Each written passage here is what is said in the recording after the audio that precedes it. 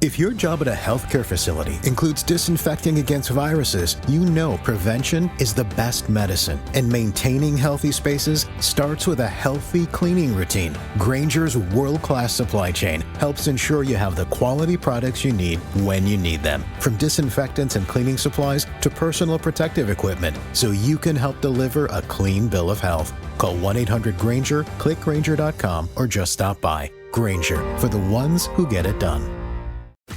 If you work in quality control at a candy factory, you know strict safety regulations come with the job. It's why you partner with Grainger. Grainger helps you find the high quality and compliant products your business needs to inspect, detect, and help correct issues. And the sweetest part is, everyone gets a product that's as safe to eat as it is delicious. Call 1-800-GRAINGER, click Grainger.com, or just stop by. Grainger, for the ones who get it done.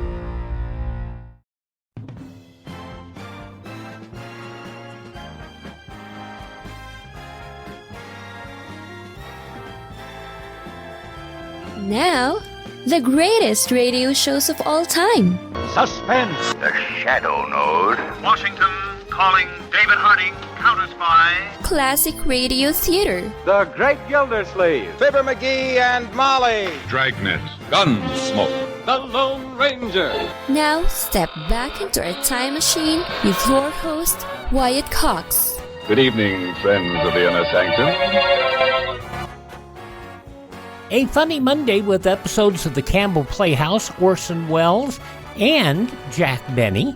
We'll also have an episode of The Day in the Life of Dennis Day, Bud Abbott and Lou Costello, and we'll wrap it all up with an episode of Claudia. That's all coming up here on this Monday. And this is the 24th day of March, 83rd day of the year, 282 days remaining till we get to 2025. Metropolitan Life Insurance Company formed on this date in 1868. In 1882, Robert Koch announced the discovery of the bacterium responsible for tuberculosis. In 1900, New York Mayor Robert Anderson Van Wyck broke ground for a new underground rapid transit railroad that would link Manhattan and Brooklyn. In an event later dramatized in the movie The Great Escape, 76 prisoners began breaking out of Stalag Loop 3. In 1965, NASA spacecraft Ranger 9, equipped to convert its signals into a form suitable for showing on domestic television, brought images of the moon into ordinary homes before it crashed. In 1986, the Reagan administration said U.S. naval forces launched attacks against the Libyan missile site and against Libyan patrol vessels. The attack followed missile firings by Libya at U.S. battleships operating in international waters. We were fired on and hostile acts committed by very lethal missiles while we were in international waters by Libyan forces, and we have responded. American officials said the Sixth Fleet in the Mediterranean Sea had destroyed 2 Libyan missile patrol boats and had struck a missile site on the coast. In 1989, the Exxon Valdez oil tanker ran aground in Alaska's Prince William Sound. Over 240,000 barrels of oil leaked from the vessel. It's Valdez back. We should be on your radar there. We've fetched up hard to ground north of Goose Island off Boy Reef.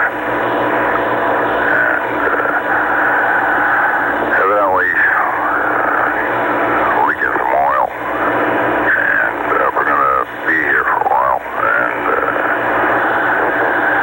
if you want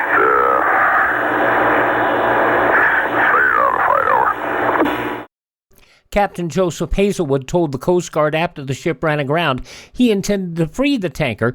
Coast Guard Commander Stephen McCall told him via radio that wasn't a good idea.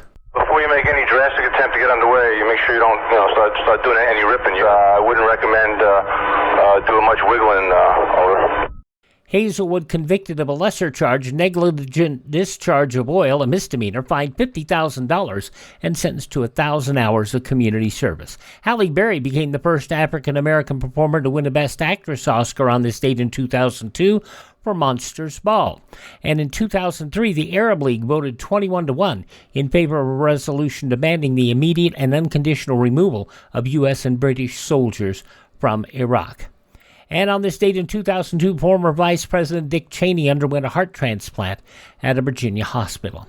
Passing away on this date in history, Queen Elizabeth I of England, Henry Wadsworth Longfellow, French author Jules Verne, actor Sam Jaffe, comedian Ray Goulding of Bob and Ray fame, Harold Melvin of Harold Melvin and the Blue Notes, actor Richard Widmark, I Spy actor Robert Culp, a comedian Gary Shandling, and the lady who asked you to play Misty for me. And she got an Emmy for Amy Prentice, the television show, Jessica Walter, passing away on this date. Birthdays on this date include Harry Houdini, also politician Thomas Dewey, Clyde of Bonnie and Clyde Barrow, Joseph Barbera, the cartoonist, pro wrestler Gorgeous George, a trendsetter, actor Gene Nelson, actor Norman Fell from The Ropers and also from Three's Company, actor Steve McQueen, singer Billy Stewart, a man known to wrestling fans as a spoiler, Don Jardine, and comedian Louis Anderson, all born on this date in history.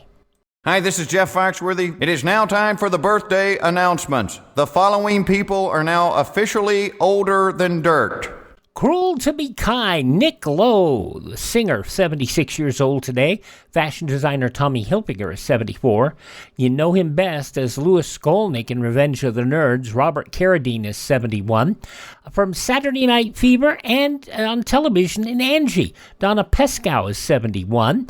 Pro wrestler Barry Horowitz, 66. Yeah, most of you only know Barry Horowitz for his roles in the WWE when he was perpetually losing. What you might not know is he's a pretty good wrestler. He made a lot of those matches look even better. Let's see, Kelly LeBrock from Weird Science, 65 today. The lady who sang about those 99 red balloons, Nina, 65. Mark Calloway is 60 years old.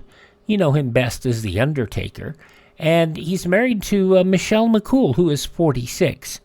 Yeah, doing well there, The Undertaker. Twin Peaks, Laura Flynn Boyle, 55. Sheldon from The Big Bang Theory, Jim Parsons is 52. Lord, you're ruining everything! Oh. He's trying to figure out why electrons behave as if they have no mass when traveling through a graphene sheet. He was the heart and soul of The Big Bang Theory, and when he decided to leave the show, the other actors were sad because they knew they were going to be out of a job. Although his record as Sheldon Cooper continued into Young Sheldon, and now the show about Sheldon's brother that's out there that I can't remember the name of. Jim Parsons, 52 today. She was Willow on Buffy the Vampire Slayer. She was also in How I Met Your Mother. Allison Hannigan, 51. Well, you came looking for Buffy, then settled. You didn't want to bite me, I just happened to be around. By the way, she was also in American Pie and had a couple of interesting lines in that movie. That was from Buffy the Vampire Slayer, Allison Hannigan, 51. From the movie Zero Dark 30, Jessica Chastain, 48. We've located an individual we believe, based on detainee reporting, is bin Laden's courier. He's living in a house in Abbottabad, Pakistan.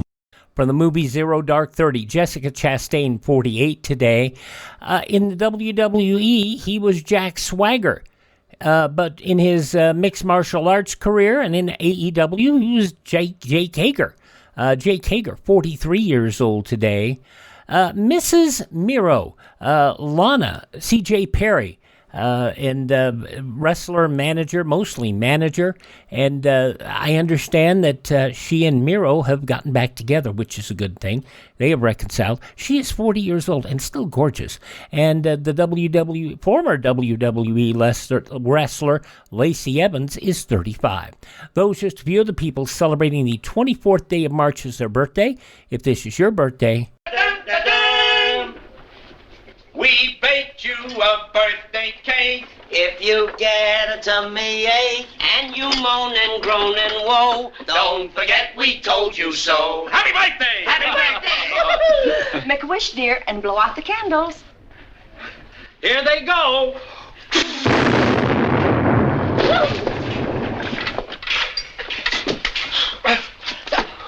And now on Classic Radio Theater with Wyatt Cox, we're going to go way back. We're going to go to, it is the March 24th, 1940, 85 years ago, an episode of the Campbell Playhouse starring Jack Benny, along with Orson Welles, who's the producer, director, and also had a role in it. Blue Moon, that's coming up next year on Classic Radio Theater with Wyatt Cox.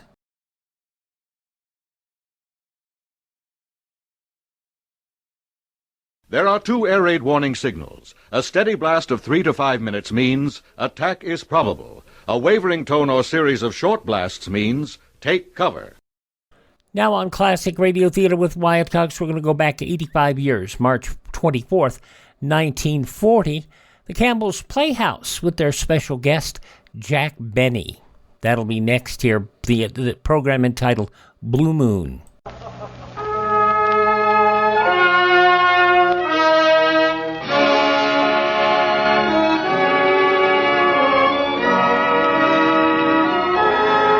The makers of Campbell Soups present the Campbell Playhouse.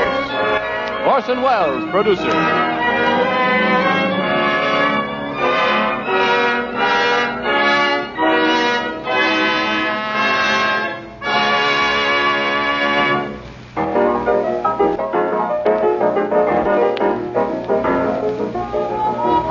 Good evening. This is Orson Welles. It's been my custom on opening these Sunday Campbell Playhouse shows of ours to talk about, in the order named, A, our offering for the evening, and B, our guest star. My task tonight is relatively easy. Our offering is our guest star, Mr. Jack Benny. Mr. Benny, not exactly unknown to the airwaves as a comedian and violin virtuoso, has consented tonight to make his radio debut as an actor, pure and simple. It is his art, I hasten to add, which is pure. It is the character he plays who is simple. Tonight, for the first time since I've been its producer, we've opened the doors of the Campbell Playhouse, opened them to admit as our guests a few hundred of Mr. Benny's fans, whom Mr. Benny at least numbers in millions. We bid them a sincere and hearty welcome. And if Mr. Benny behaves himself tonight, the silence of the Campbell Playhouse will remain as always, undisturbed. Granted, of course, that tonight's specialty is no particular invitation to sobriety on the part of the giddiest guest in our career. June Moon by Ring Lardner and George S. Kaufman is advertised as his vehicle. Until just now, at least, it's always been one of my favorite plays. Now, for just a minute or so, while Mr. Benny gets in the mood, Ernest Chappell, who is in the mood, has something to tell us about a discovery he's made. Mr. Chappell? Thank you, Orson Welles. Perhaps it's hardly to be called a discovery. The other night I was browsing through the diaries of the great and greatly human Englishman, Samuel Pepys, when I came upon this entry in the year 1665. All morning at my books, which I've had new bound. Then with Sir W. Penn in his carriage to the Lord Chancellor's. We were there regally entertained, dining upon a vast dish of chickens of most excellent sweet meat. And so we have evidence, if indeed evidence were needed, that the taste for chicken was as keen in the year 1665 as it is with most of us in 1940. Now, I'm sure it must be our continued liking for chicken that has made this country take so wholeheartedly to Campbell's chicken soup. One after another, families have tried this chicken soup and found it rich in chicken flavor clear through, from its golden surface to the very bottom of the plate. They've seen how its broth fairly glistens with chicken richness. They've enjoyed the fluffy rice and tender chicken meat in every plateful. They've told others how much they enjoyed Campbell's chicken soup, and so its popularity has grown and continues to grow. Have you tried this deep-flavored, home-like chicken soup of Campbell's? Won't you enjoy it tomorrow? I promise you, just as sure as you like chicken, you'll like Campbell's chicken soup. And now, Orson Welles opens our Campbell Playhouse presentation of June Moon, starring Jack Benny.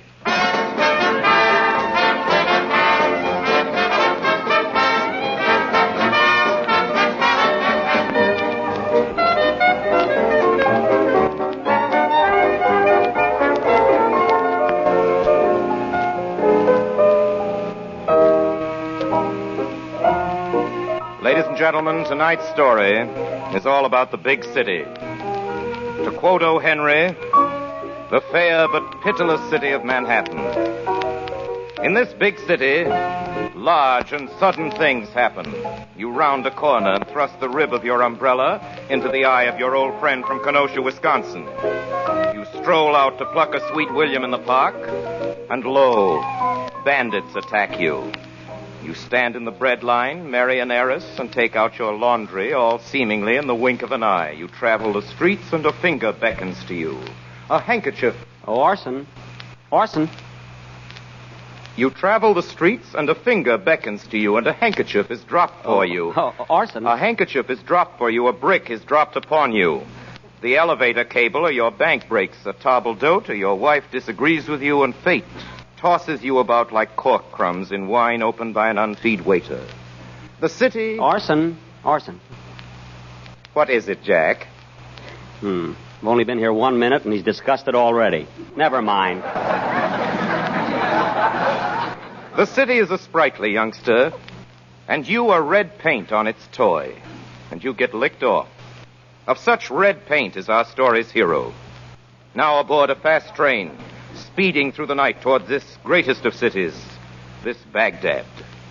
Down the aisle of a parlor car, a candy butcher is just wending his way. All right. Oh, now, wait a minute, Orson. Just 1 minute. What is it, Jack? If you think I came all the way over here to play the part of a candy butcher, you're nuts. You're not playing the candy butcher, Jack. I play the candy butcher. Oh, pardon me. What am I playing? Jack, you're playing the leading man. Oh. You're the love interest. Oh, the love interest? Yes. Ah, I see. I'm the leading man, huh? Well, what am I beefing about? Let's get going.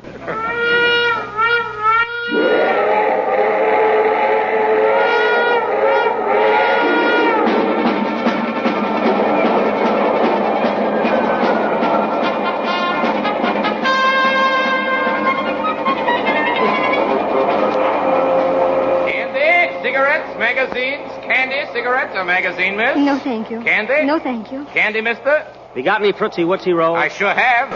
How much are they? 15 cents apiece. How many? 15 cents for Fritzy Wootsy rolls? None. Excuse me, mister. Didn't you ask me did I have a Fritzy Wootsy roll? Yes. And then you asked me how much? I was just making conversation, that's all. Hey, now, wait a minute, Orson. Look, let's stop this right here. Look, Orson. No, wait. Look, Orson. I'm afraid this part doesn't fit me. It's not my character. I'm not a tightwad. No. Well, Jack, you're an actor. Just throw yourself into it. Oh, all right. Fine part he gave me to play. I'll try. Candy, cigarettes, magazines, newspapers, miss? No, thank you. Candy? No, thank you. Cigarettes, candy. Oh, miss. Hey, miss, would you care to look at part of my newspaper? Oh, thank you, but I don't think so. Thank you. Thank you. Thought you might want to read. No, thank you. Well, we're due in New York at 10:03. Yes, I know. You got on at Hudson, didn't you? Yes. I seen you. Now, there's another thing, Orson. Look. Now, wait a minute. Orson, look. Now, Orson, no, 1 second. Wait a minute. Orson, look, I don't talk like that. I mean, I seen you. What is that I seen you? That's for Phil Harris. Not for me. Now, look here, Jack. I can't tolerate any more interruptions. This is a legitimate program. You're playing a character. The character speaks ungrammatically. Miss Gordon, will you please continue? Gee, what a tyrant. Jack, let's start where we left off. It's your line, Jack. We're due in New York at 10:03. All right. Sound of it. We're due in New York at 10:03. Yes, I know. You got on at Hudson, didn't you? Yes. I seen you. Seen you. You know, I've been on ever since Schenectady. Really? Yeah, that's where I work. I mean, where I did work, at the GE. GE? Yeah, General Electric. They call it the GE. That's where the plant is in Schenectady. I've got a girlfriend from Schenectady. Is that so? She's in New York now, or at least she was the last time I heard of her. Grace Crowell. Oh, I used to know a Mildred Crowell, but her name wasn't Grace. This was Grace. Yeah, this was Mildred. I guess there's a difference, all right. You know, Mildred's brother was quite a billiard player. 3 cushions. Eddie, his name was. That's my name, too. Well, of course, it isn't my real name. It's just my nickname. My real name is Edna. Oh. His is Edward. I often wonder what became of Grace. It's funny how we lose track of people. It's terrible, too, because if a person's got good friends, they ought to keep them. I certainly got good ones. They showed that last night at the banquet. Were you at a banquet? I was the guest of honor. How exciting. You know, it was a farewell testimonial on account of me going to New York. And then this afternoon, 10 or 11 of the boys came down to the station and Ernie Butler, that's a friend of mine, you know, he had a hangover and bought me the seat in a parlor car. And he said it'd be a disgrace for me to ride in a day coach with this new valise. It's a lovely valise. Yeah, they gave it to me at the banquet. It's got my initials. FDC. Frederick D. Stevens. What's the D for? Deductible. I was born March 15. 5:10 a.m. I like a man to have a middle name. Girls don't usually have them. I'm just plain Edna. I wouldn't say plain. Oh, you know how to make pretty speeches. I bet you're used to them. You know, talking about speeches, you ought to have heard the speech Carl Williams made when he gave me this valise. At the banquet, I mean. I guess I blushed all right. I bet they were sorry to see you go. You look like the kind of a man men would like. And girls, too. I don't go around much with girls. I don't go much with men, either. Neither do I. Yep, Carl sure made quite a speech, all right. He said the boys expected me to be the best songwriter in the country. Is that what you are, a songwriter? Not the music part, just the words. Lyrics, they're called. The words are called lyrics, I mean. Not the music, you know. It must be wonderful to have a gift like that. You know, that's what Benny Davis called it. A gift. I guess you heard of him. He's turned out 100 smash hits. I guess I must have. He wrote, Oh, How I Miss You Tonight. It was a song about how he missed his mother. He called her his old pal. That's sweet. Well, we happened to be playing in Schenectady and Vaudeville. He did, I mean, and I happened to meet him, and I happened to show him some of my lyrics. And he said a man like me with a songwriting gift like me was a sucker not to go to New York. And he gives me a letter of introduction to Paul Sears, the composer. He wrote Paprika. You remember Paprika? Paprika, paprika, the spice of my life. Paprika, paprika, the spice of my life. You remember? I think so. Now, believe me, when you write a song like Paprika, Paprika, you don't ever have to worry again. You know, he's one of the most successful composers, he is, Paul Sears. I bet you he and me will turn out some hits together. Are you going to be partners with him? If he wants me to, and I guess he will when I show him Benny Davis's letter. That's the hard part, getting acquainted. I'd have broke away a long while ago, only from a sister. But she got married a week ago Saturday. She's always done everything for me. I mean, cooked my meals and sewed things for me. Oh, I love to sew. It's too bad you're not my brother. I mean, Mr. Stevens, I don't want you to misjudge me. You don't need to be scared of me, girlie. I treat all women like they were my sister. Till I find out different. I bet you're a wonderful songwriter. No wonder your friends gave you that big dinner. Yes, sir. It sure was some banquet, all right. I bet some of my pals got a headache today, all right. I feel terrible. I hardly ever touch it myself, only once in a great while at a party. Yeah, girls ought to lay off it entirely. I never touch it. You take some of those women in Schenectady, and they want to go out every night and guzzle. Married women, too. Either they get all dressed up and drag their husband to a dance or a card party every night, or either they lay around the house in a wrapper. When I marry, I'll be just as careful of my appearance as I am now. I believe a husband appreciates a wife dressing up for him. If it ain't too expensive. The man I marry won't have any complaints. I make practically all my own clothes, and I hardly ever go out evenings. No. Personally, I prefer to stay home and read, or else just sit and dream. But still, I always bathe and change my clothes, even when I'm only going to cook dinner, no matter how hard I've been working. You know, I think I'll take a room with a bathroom when I get to the hotel. I've only been to New York once before. That was with Carl Williams. He's the fellow that made that speech last night. That was the first time he's been away from home in the evening since he was married. He's got a wife and baby now. Oh, I'm dying to have a baby. Huh? Oh, heavens. I didn't mean to say that. It's nothing against a woman to like babies. Carl's wife sure likes hers. She's made him a nice home, too. He didn't have to buy hardly anything in the way of furniture. Her grandmother gave her a bedroom suit, and she bought the rest herself. She must be a good deal like myself. She bought it with money she saved while she was working at Burger's. With the things I've got. Carl fixed it, though she could quit 3 years after they were married. I always thought a girl should bring her husband something besides herself. He thinks the world of her. I even wouldn't mind going on working job back last year. So my husband established himself. Definitely. The girl I marry won't never have to work. I don't believe the Almighty ever meant for a woman to endure a life of druggery. Oh, Mr. Stevens, if only all men felt the same way. My, hasn't it got dark? Naturally. It's 9:26. It's been a shorter trip than usual for some reason. Gee, there's a moon out. I love the moon. Yeah. June moon. What? I just said June moon. It isn't June, it's October. I know, but June and moon go together. They rhyme. I'm always thinking of words that rhyme even when I ain't working. That'd be a catchy name, June Moon, for a song, I mean. Sure, and you could get other words to rhyme with it, like spoon and croon and soon. And Mary Soon or something. And macaroon. I wish I had some. I'm hungry. You know, I thought when I got to New York I'd go and get something to eat someplace. Only I wouldn't know where to go. Oh, I can tell you a place where I go once in a while. Though most of the time I stay home and cook my own dinner just because I love to cook. It'd be too late to cook tonight. Yes, I guess it would. Say, this place you're talking about, it ain't very expensive, is it? Oh, no. The last time I went, there was 2 of us, and we had hot roast beef sandwiches and peas and coffee, and it only came to $1.20. Well, that sounds all right. I guess we can each afford 60 cents.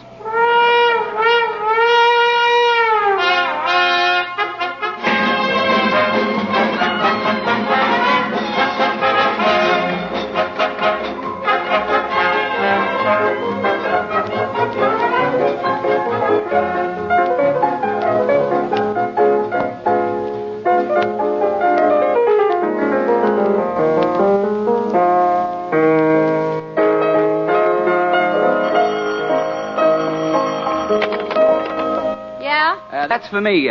Hello, this is Paul Sears. Who? Fred Stevens. Oh, hello, Mr. Stevens. Welcome to our city. Where are you now? Well, you better hop in a taxi. It's quite a ways yet. That's it, Mr. Stevens.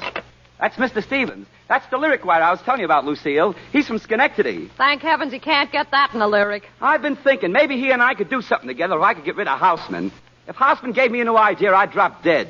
But this fella's got a fresh slant. Houseman would drop even deader if you gave him a new tune. I gave him Paprika, didn't I? That's so long ago, I don't see how you remember it. Well, Hart made enough money out of it. Everybody makes money but you. This Stevens is a nice kid. Hope Hart likes him. Say, your sister's got a date with Hart. Why don't you keep it? It's 8:30. Don't you worry about Eileen. What about Hart and her anyway? If she's engaged to him, aren't they ever going to get married? You'll know as soon as there's anything if you ask me, she's tired of him already. Yeah, he'll wiggle off the hook some way. If you ask me, he's getting so tired of it, it's not his... Listen, what makes you think so? Oh, just because of the luck I'm running. If I ever marry again, it'll be a woman without a sister. If the sister didn't have a sister, that's who I'd like to be. Either of them. What time is it, Lucille? Oh, it's nearly 9 o'clock. Do you want me to fix your evening dress, Eileen? Say, it's not going to last much longer. I know it. Why don't you shop around Monday and see if you can find something? I'd go with you if I had anything to shop with. You wait till this new number gets over. By that time, I'll only want a shawl. Oh, is Hart going to phone her, isn't he? It gets me crazy, this waiting. Oh, shut up, Paul. Oh, all right. And don't slam. I wouldn't mind waiting if there was something to wait for. I nearly go out of my mind just sitting. You hear women brag about the nice, cozy evenings they spend at home with their husband. They're not married to a piano tuner with 10 thumbs. Hart said he'd call me the minute he got in. Maybe the train was late. He was in Philadelphia, you know. I know, but they got phones there now, too. Wish there was something I could do tonight. Why don't you go to a picture? They charge admission. You're a fool to keep it up. You ought to break away while you still got a chance. That's easy to say. I haven't got any grounds. You wouldn't need grounds. Just get him up in court and let the judge look at him. And if I did leave him, do you know what'd happen? He'd write 10 smash hits in a week. That's my luck. Who's that? Oh, Maxie, I guess. Or maybe that lyric writer. Who? You know, that's coming to see Paul from Albany or someplace. Hello, everybody. Oh, hello, Maxie. Hello, Lucille. Hello, Maxie. Hi, kids. Well, everybody's staying at home on a Saturday night. All nights are alike up here. Look, I want the girls to hear that Montana number, Maxie. You know, the way it really sounds when it's played. Okay. Hey, he's going to play Montana number. That's all right. I'll close the door. Go ahead, Maxie. She don't know anything. You know, I might have been a songwriter myself, but I got stuck on my own stuff. I wrote tunes nobody ever heard of before. They wouldn't stand for it. You know, that was a great idea of Hausman's writing a lyric about Montana. He's using up his ideas too fast. Montana Moon. He puts a state and the moon all in one song. Are you going to play it? Yeah. Montana moonlight, as bright as noonlight. Oh, may it soon light my way to you.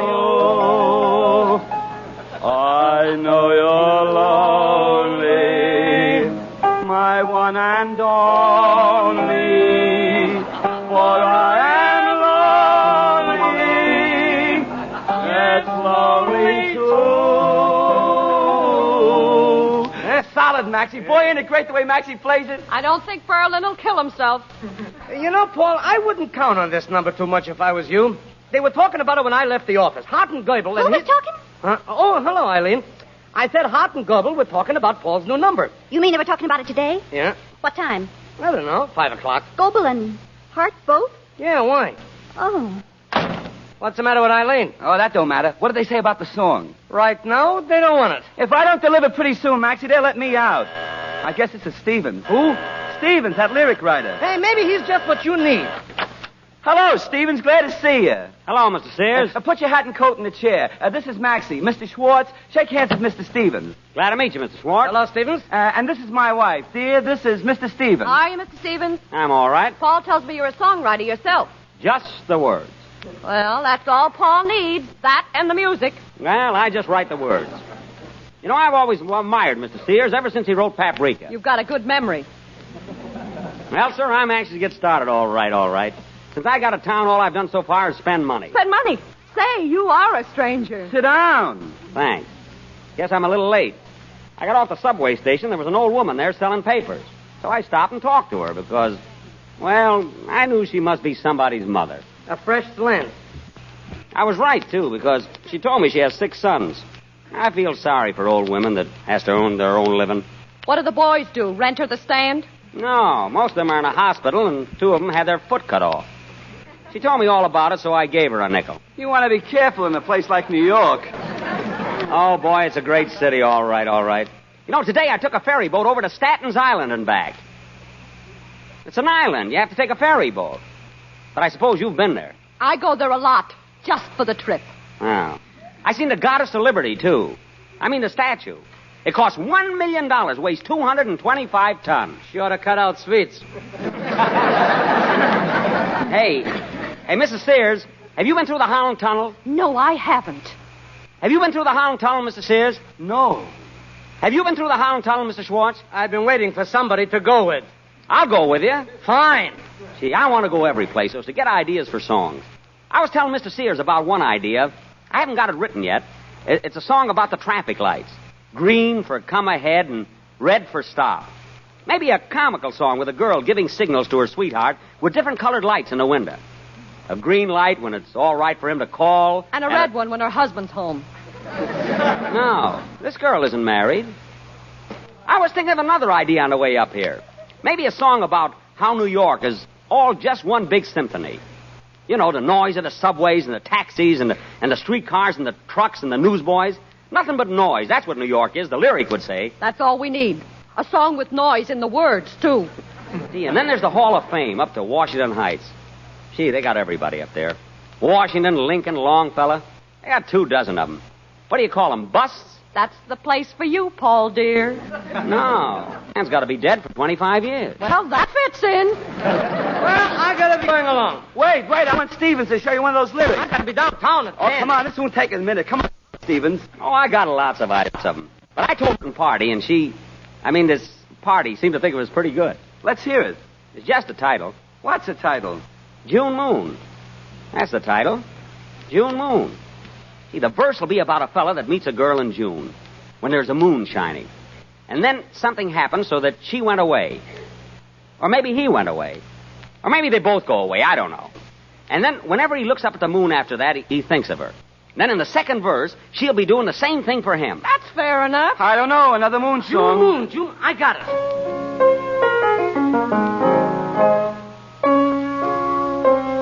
June moon, how I wish you so-and-so. How I miss my so-and-so. Spoon. For heaven's sake, this would have taken Cole Porter months. I'm a genius. Hello? No, this is Lucille. Just a minute. Eileen. No, the idea came to me on the train. See, I just happened to be looking out of the window. Hello. And... Oh, yes, Mr. Hart. Not at all, Mr. Hart. What train, Mr. Hart? Oh, nothing, Mr. Hart. Goodbye, everybody. Yes, I'm I can doing imagine. It must have been terribly tiresome. Wait a minute, Maxie. Again. Don't say anything to Hart. Really? I thought you were leaving tomorrow. What time tonight? My, it must be important. Well, I won't have a chance to say goodbye before you go. Oh, don't trouble yourself. It's quite all right. Have a pleasant trip, Mr. Hart. Mr. Stevens, this is my sister, Miss Fletcher. Hello. Glad to meet you, Miss Fletcher. Thanks. Mr. Stevens, the lyric writer. He's from Schenectady. He's been all over New York getting ideas for songs. Do you like it? Yeah, I like it fine, but it costs money to live here. Gosh, I had breakfast in a hotel this morning, and it was 40 cents for salt, mackerel, mashed potatoes, and a cup of instant postum. Imagine. A few more breakfasts like that, and you won't have any money left. I still got plenty. Oh, really? Say, I'll bet you haven't been to any of the real places, have you? It takes a New Yorker to find those. Well, I seen the Goddess of Liberty. I mean the night places. I seen it at night. Oh, no. Restaurants. Huh? Mr. Stevens would love those, wouldn't he, Eileen? Yeah. I'll tell you what. Why don't we make up a party, the four of us, and show Mr. Stevens the town? You mean tonight? What do you say, Eileen? How about it? Why, sure. I don't know why not. Sure. Well, wait. It'll be great to go, all right. Only the trouble is I got another engagement. Ah, you can put that off. Of course you could. Paul had another engagement, too. He broke it on your account. Didn't you, dear? What? We thought it'd be fun for the four of us to go out someplace, but Mr. Stevens doesn't want to. Well, it ain't that I don't want to. You know, you really ought to. Paul was just saying that what you needed was to go places where they do the latest numbers and hear what kind of songs are getting over. Isn't that what you were saying, Paul? Sure. Sure. Are we all set? Well, gee, I like to go, all right, but I don't know on account of this other engagement. Oh, but you could do something about that. You could go if you really wanted to. Don't you want to? Well, maybe. Maybe I can get out of the party I was going with. But this engagement, I was going to take in a radio show. Say, listen, I'll tip you off about that, Mr. Stevens. One thing about a radio show, you don't have to go to see it. You can always hear it on the air or turn it off. Well, you know, in Schenectady, I listen to the radio all the time. And there's one guy I never miss. Gee, he's a scream. Tell him the name of Jack Benny. You know, Benny. Jack Benny. Oh, yeah. Jack Benny. Sure, I hear about him all the time on the Fred Allen program. Fred Allen? Oh, I listen to him, too. Gee, that Fred Allen is sure funny, all right. He hands me a lot of laughs.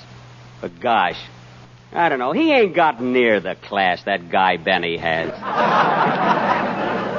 What a comic. Mr. Stevens, you can go to a radio show anytime. Wouldn't you rather hit the high spots with us tonight? Well, I ain't dressed to go out. I mean, to some swell place. Oh, we'll go where we don't have to dress. How about the orchard? Wouldn't Maxie be surprised to see the four of us stroll in? Lucille and I'll go right in and get our things on. But wait a minute. It's just that I didn't happen to bring enough money with me. Oh, that's all right, Paul. Mr. Stevens can be the treasurer tonight, and you can fix it up with him later. Come on, let's hurry. Say, Paul, she's a good looker, ain't she? Who, Eileen? Yeah. Does she live here with you all the time? I'd say she does. Say, can I use your phone a minute? Sure. Do you want the book? No, I know the number. Look, they was talking about the orchard. That ain't one of them expensive places, is it? Nah, just about average. Average is too expensive. Hello? Does Miss Edna Baker live there? Yeah. No kidding, Paul. What do you think it'd cost for the four of us? More than $6? You got more than that with you, haven't you? Well, no, don't call her to the phone. Just give her this message. Tell her Mr. Frederick D. Stevens, the songwriter, called and won't be able to make it tonight. He's all tied up. More than $6 for four people. Where are they going to take me? $6? I wish I was dead.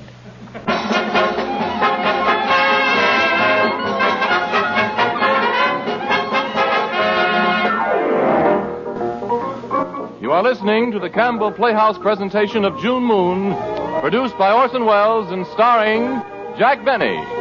This is the Columbia Broadcasting System.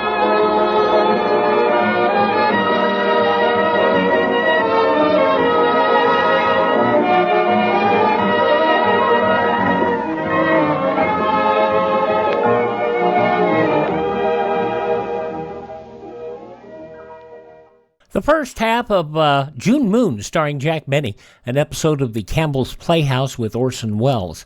85 years ago, March 24th, 1940. By the way, do you recognize the announcer? If you're a regular listener, especially to the spookier stuff, you should know him. Tell you who it is after these messages here on Classic Radio Theater with Wyatt Cox.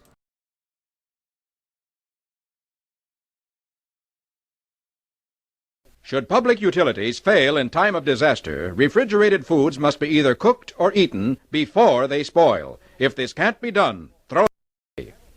You do know who the announcer is, Ernest Chappell, and you recognize him for his acting roles in Quiet Please.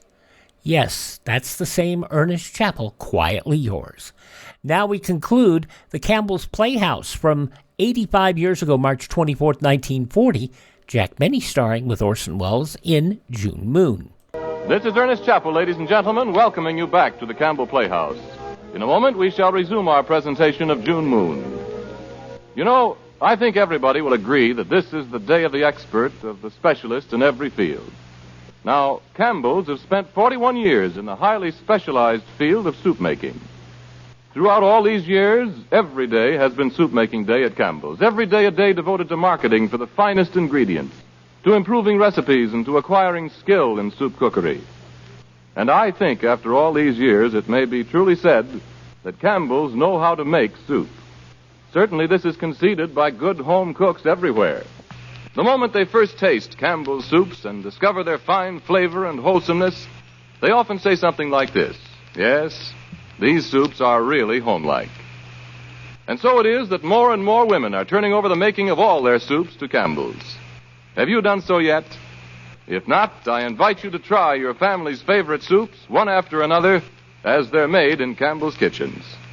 And if you will, I sincerely believe that you, too, will appoint Campbell's soup makers to your family from now on.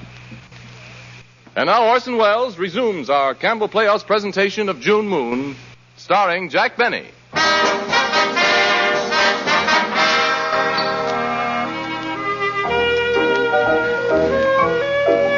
Ladies and gentlemen, the city. In the big city, there are those who go their ways making money without turning to the right or... Hey, Orson. Orson. What is it, Jack? How am I doing, Orson? I mean, in this part I'm playing, is my characterization vivid and sincere enough? Jack, what's the difference? What's the difference? He's lucky I'm not temperamental. I'd stomp right out of this studio. Hello, Maxie. Ain't Mr. Hart come in yet? Not yet, Jack. Oh. Jack, I have to set the scene. Oh, pardon me. The scene, ladies and gentlemen. In the big city, there are those who go their ways without turning to the right or left. That guy burns me up. But there is a tribe wonderfully composed, like the Martians, solely of eyes and the means of locomotion. Thinks he has such a beautiful speaking voice. Of such as these are the slaves of a great music publisher. Lifeless but undead, they woo the muse in the offices of Goebbels and Hart just off Broadway. Here in a dozen little cubicles at a dozen hopeful but patient pianos are manufactured those hymns of love, those ragtime rigadoons. Rigadoons? That great melody to which a nation dances year after year. Usually the same melody. Hello, Maxie. Ain't Mr. Hart come in yet? Not yet. Gosh, we used to meet him at 4. Here it is at 4:22. Well, this is his first day back in town. I guess he's got a lot to do. Paul's coming right away. We want to play the song once before Mr. Hart hears it. Gosh, I wish I'd have known Mr. Hart was going to be late. I could have slept some more. I had to get up at 12. It must be tough after working for the General Electric, where a man's hours is practically his own. No, I had to be on the job at 8 there every morning. Say, Maxie, how much money do you think a fellow ought to be making before he could get married? In New York, I mean. It depends on the girl. You know, Maxie, I'm getting a new suit. Miss Fletcher took me. Is that so? It's blue serge with hair-bone stripes. He took my measures all over, like I was a fighter. I'm 38 inches around my chest and 33 around my stomach, and I forget my thigh. Anyway, he's got it all wrote down. I must get a copy.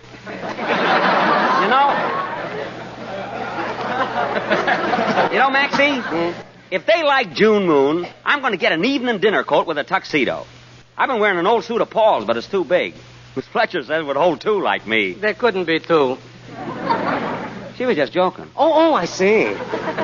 Gee, I wonder what my friends in Schenectady would say if they could see me now. I hate to think. I didn't know nothing when I lived there. Even the first few weeks I was in New York, I was kind of a sap. Awful knave. I went sightseeing to places like the Aquarium, Grant's Tomb, and the Central Park Animal Zoo. Can you imagine? Gee, a little friend of mine, she took me around, and I thought I was seeing New York. She didn't know no better either. What's become of her? Did she go home? No, she lives here. She works for a dentist. I must call her up sometime and see how she's getting along. Only I guess maybe I'll wait now till I need a filling or something. She could probably get me a price. Hello, Fred. Hart here yet? Oh, hello, Paul. No, he ain't showed up yet. We just got time to run through the song before he gets here. Are you ready, Maxie? Oh, sure. Drop it a tone, will you, Maxie? Okay. It's too high for me. I can't get it. How's that? That's better. Put a lot of schmaltz in this, will you? June moon shining above Will my true love come soon? Maxie, put feeling into it. June, a moon, I am so blue. I know that you long for her to... 40, Maxie, 40. Now, pianissimo again. Sweet night bird, winging aloft, singing a song, love tune. Now, port, Maxie, port. Tell her to come to me here, to me and her dear June moo hoo hoo hoo. Solid, Fred, solid. Oh, that was wonderful. Huh? You got an audience. Edna. Hello. Well, I wasn't expecting to see you. This is Miss Baker, everybody. This little girl I was telling you about. The one that works for the dentist. How do you do, Miss Baker? Hello.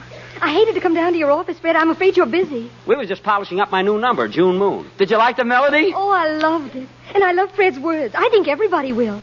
Oh, but I don't want to interrupt. Maybe I'd better No. We'll go. You stay right here. But look, if Mr. Hart comes Paul in... and I will be in my room. Goodbye, Miss Baker. Goodbye, everybody. Hello, Fred. Hello. There's nobody here, Fred. Huh? Nobody's looking. Well, of course nobody's looking. If nobody's here, that means nobody's looking. Naturally. My goodness. Fred, what's been the matter? Nothing's the matter, Edna. I've just been busy, that's all. I was going to call you as soon as I wasn't busy. I thought maybe you were sick or something. Yeah. I tried to call you up 2 mornings. I'm in at your hotel, and they said you couldn't be waked up before 1 o'clock, I think it was. That's only because I've been up late the night before working.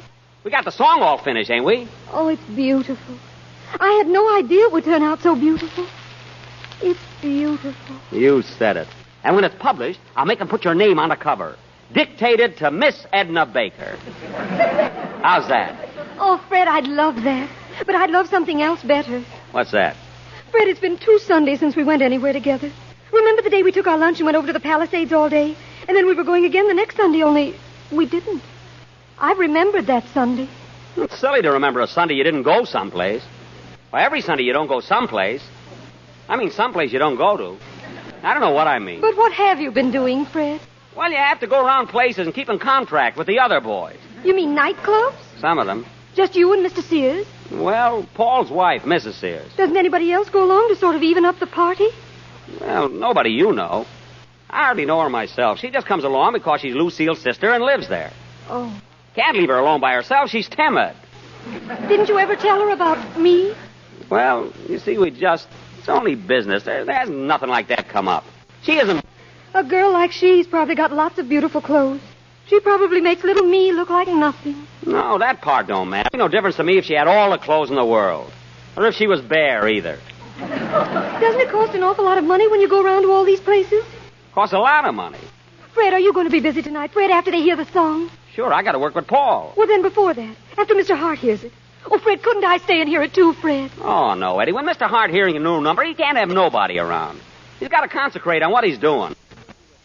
I'll tell you what. You wait in the reception room or somewhere, and the minute he hears the song, I'll come and tell you what he says. Oh, Fred, that's grand. And then can we go somewhere for a little while, have a soda or something? I guess so.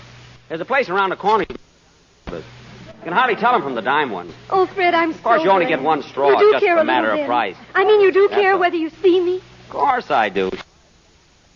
Oh, pardon me. Oh, Mr. Hart. Mr. Hart. What? We've been waiting for... Ready with what? That new number. We'll go through it if you'll wait a minute. What number? June Moon, the number I wrote with Paul Sears. I'll get Maxie. We'll run through it for you. If you'll go into one of them other Oh, offices. all right, dear. I can wait happy now. Yeah, wait in that reception room over there. There's a good place. Oh, thank you, Fred. No. Gee, can't you read? Now, Mr. Hart. Where'd he go? Mr. Hart. Hart. Why, Freddie. Hello, Fred. Oh, hello, girls. What are you doing down here, Eileen? Lucille and I came down to bring you luck. Yeah, I'm a foot. Oh. Oh, there you are, Mr. Hart. Yeah, well, I didn't know we had visitors. Hello, Lucille. Hello? This is Miss Fletcher, Mr. Hart. Paul's sister-in-law. Yeah. I've already met Miss Fletcher. Yeah, Mr. Hart's been off on a trip, Eileen. that's very interesting. Are you ready for our song now, Mr. Hart? I mean, June Moon? I guess so. Come on, Stephen. Oh, wait till you get a load of this song. I mean the words. Eileen, what are you going to do about Stevens? He's going to be kind of a nuisance with Hart back. I can handle him. He's so far gone you can tell him anything. I wonder if that song is any good. All of Paul's stuff sounds just alike to me. Well, maybe Stevens' lyrics are just silly enough to get over. I got kind of a hunch they are. Even if they buy it, it won't mean anything to us. Paul's so far ahead of his royalties, they'll never catch up. Madam Butterfly, and it wouldn't even get me a new step in. Why don't you do something, Lucille? Maybe I am. You are what? Oh, I don't know. Nothing, maybe. Only, remember Ed Knowlton? Yeah, what about him? I ran into him Friday on Madison Avenue. Well? Still likes me, and I like him. Has he got any money? He makes a lot, but he spends it. If he likes you, that's not a fatal drawback. He likes me, all right. Well, don't tell me you aren't going to do anything about it. Oh, I don't know what to do. Ed's nice. The things he says, they make me feel young again. And it's such a relief to just talk to a man that hates music. Listen, if you don't do this... Hey, girls! Girls, what do you know? They're crazy about it. They're going to take it. They've took it.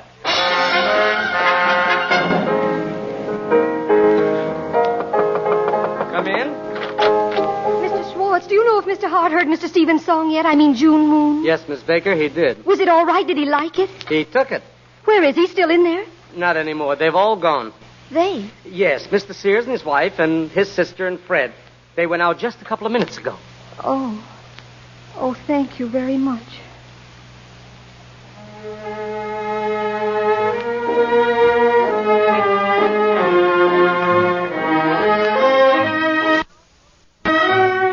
And now for the tune that's still in first place on our hit parade for the 16th consecutive week, June Moon. Oh, June Moon. If I hear that ridiculous song again, I'll scream. What's ridiculous about 16 weeks on a hit parade? Well, it doesn't mean to us, does it? We still haven't any money. That dress is new, ain't it? Don't you think it's about time? How much was it? It won't come due for a while. I may take care of it myself. I can take care of it if it ain't too soon. I gotta go on out. Eileen's waiting. Hold on, that's what I want to talk to you about. What? About her and Fred. Oh. She's got him so he can hardly work it off. I don't know when we're going to finish the new numbers. Of course you can finish them. But marrying him and taking him off on this trip, it's going to cost him $1 million. And just when we're beginning to work together good. You can write other numbers while he's gone. Don't you think they ought to go ahead and... No, they shouldn't. He's a nice guy. Oh, I've got to kind of like him myself. Well, what of it? Eileen's a nice girl. Oh, you know what I mean. Isn't it kind of a dirty trick? I mean, after the way Eileen... Well... and hot and everything. Oh, you ought to have more sense. Oh, just the same, I don't feel right about it. And the way she's throwing his money around, just like it was confetti. Spending every nickel she can get on herself. Clothes. You can't go to Europe in a life belt. Don't you know what she spent yesterday afternoon, just in one day? Close to $400. Fred pretty near cried when he told me. And I don't blame him. He's a nice kid. She doesn't spend that every day. Well, she shouldn't have spent it. And you should have saw that she didn't spend it. Well, how could I stop her? I wasn't there. Oh, yes, you were. You were with her all afternoon. You said you were. Oh, yeah. Oh, thought you meant the day before. It was Sunday the day before. Yeah, I just got mixed up, that's all. Anyhow, something ought to be done about it. She's got him in debt enough.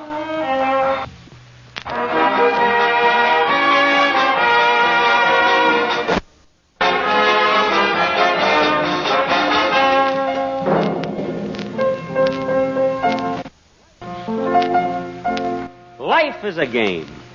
We are but players, playing the best we know how. That's good. Playing the best we know how. Come in.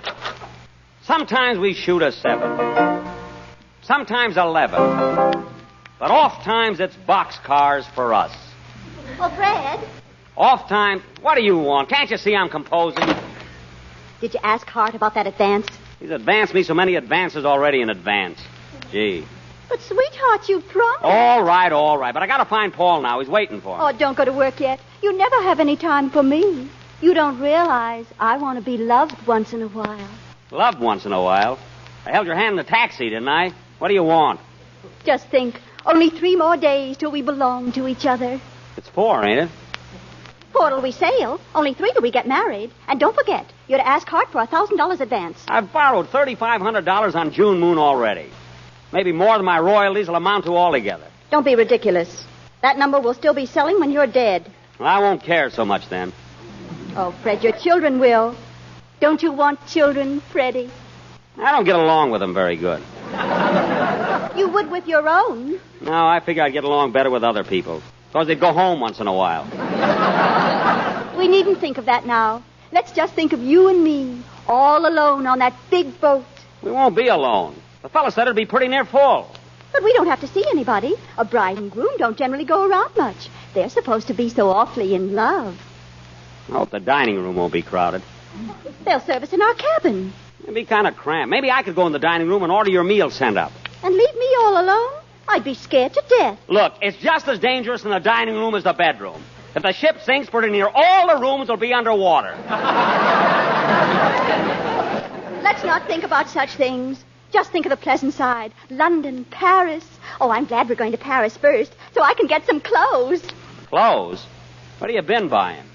Well, they're all right for the ship, dear, but not the Riviera. Don't you want to be proud of me?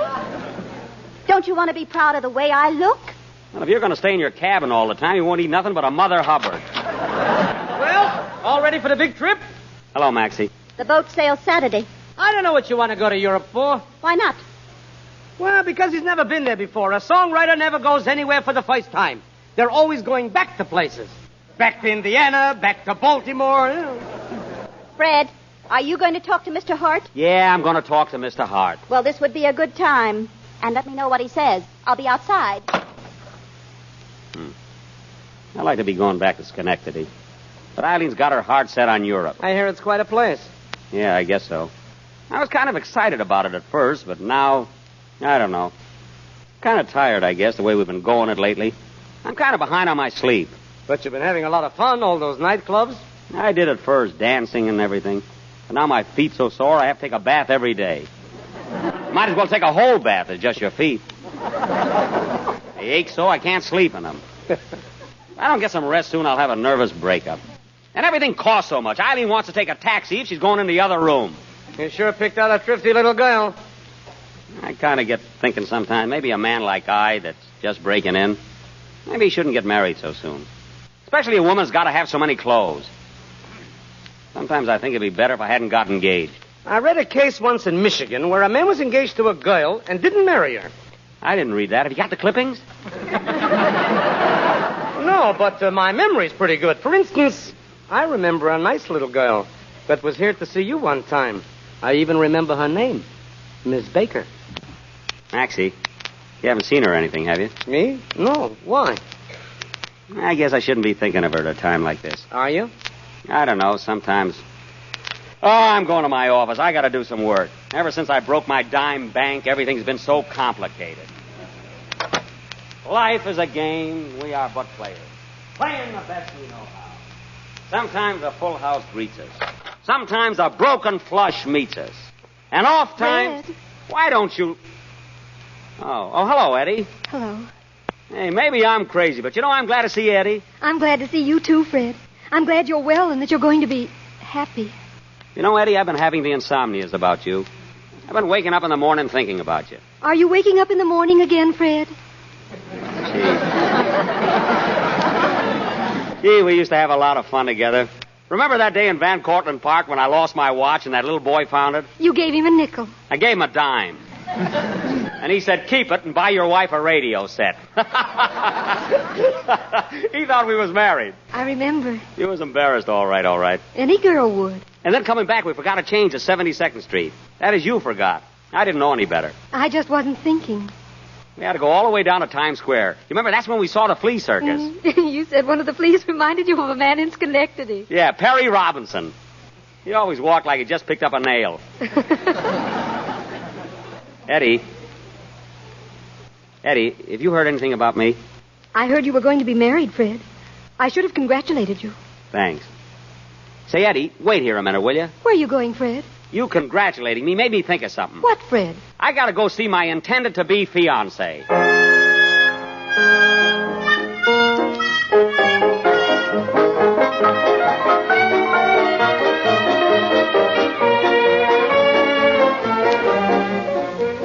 Eileen? Yes, Freddie? I gotta tell you something. What is it, Freddie? I don't want to get married. I mean you and I, and don't call me Freddie. That's all. Do you know what you're saying? I shouldn't have never got engaged. I didn't realize. Well, this is a fine time to tell me. Why didn't you wait till we got to the altar?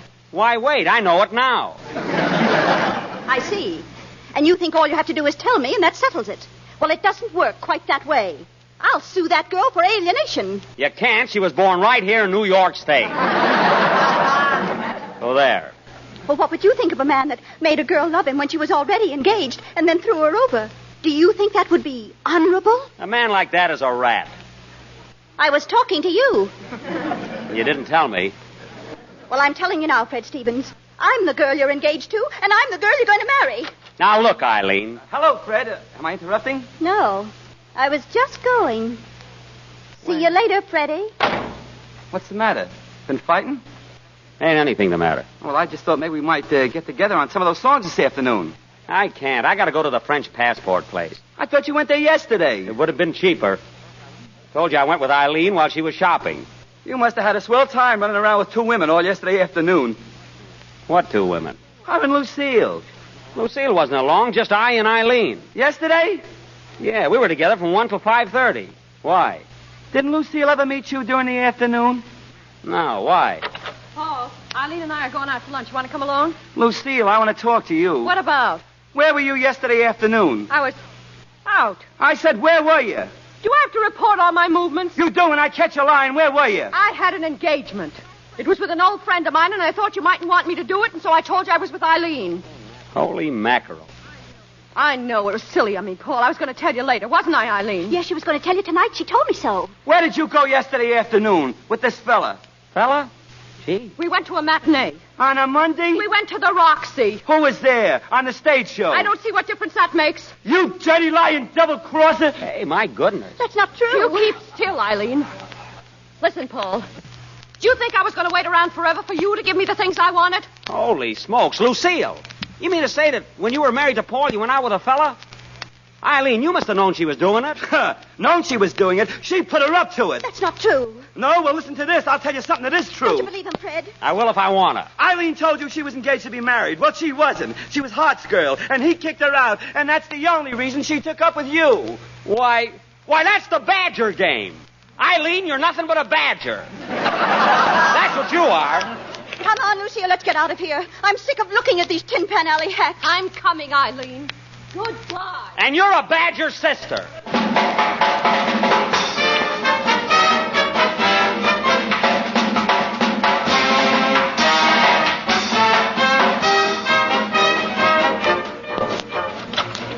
Hey, Eddie. Excuse me, Maxie. What is it, Fred? I don't have to marry her. Paul told me everything. Congratulations. Look, Eddie, I still got the tickets for the boat, and it says Frederick D. Stevens and wife. I wonder if the steamship people allow you to change your wife. Yes, if you don't do it in midstream. If your wife is the right kind, she won't let you take her on an expensive trip. She'll make you put everything into a home. Oh, I don't mean a big home. Just a little bungalow would do. A bungalow? Bungalow. A bungalow for 2. Gee, that would be a great title for a song. And I've got a great tune. Bungalow, I love you. Bungalow for 2. Gee, the words are great, aren't they? But the tune's no good. It'll never go. Why can't I get somebody to write tunes for me? A bungalow, I love you.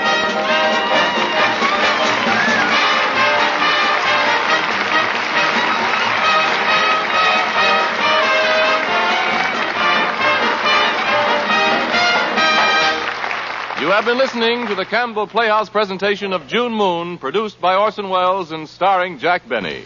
Mr. Welles and our guest star will be back with us in just a moment. Meanwhile, I'd like to leave just this thought with the mothers listening. When your children come home at noon for lunch, why not give them bowls of Campbell's chicken soup now and then?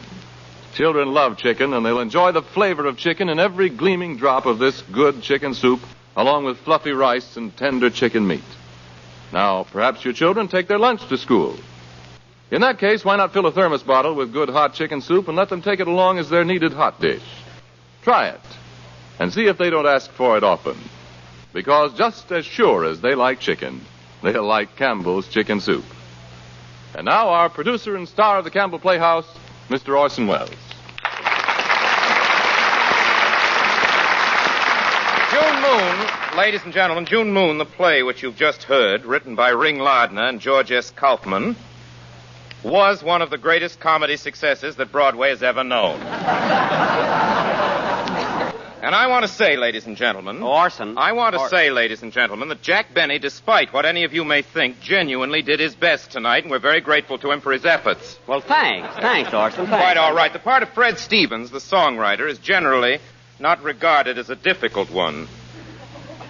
But tonight we happen to have with us a man who makes mountains out of molehills. Well, thanks. Quite all right. Orson, thanks. I don't... I think that called for a thanks. I Yes, don't- that's I didn't know. That's right. You know, I Gracious. don't often do legitimate plays like this. No, you don't. No. Oh, you could sort of feel that. Yeah, it came to me. Okay. While I was playing it? While you were reading your own line, yes. I didn't know. I mean, now where am I? Oh, yeah, here I am. Yeah. You know, I don't often do legitimate plays like this. I'd love to get just one line out. All right. Sorry, Jack. You drive a guy nuts. I'm not kidding.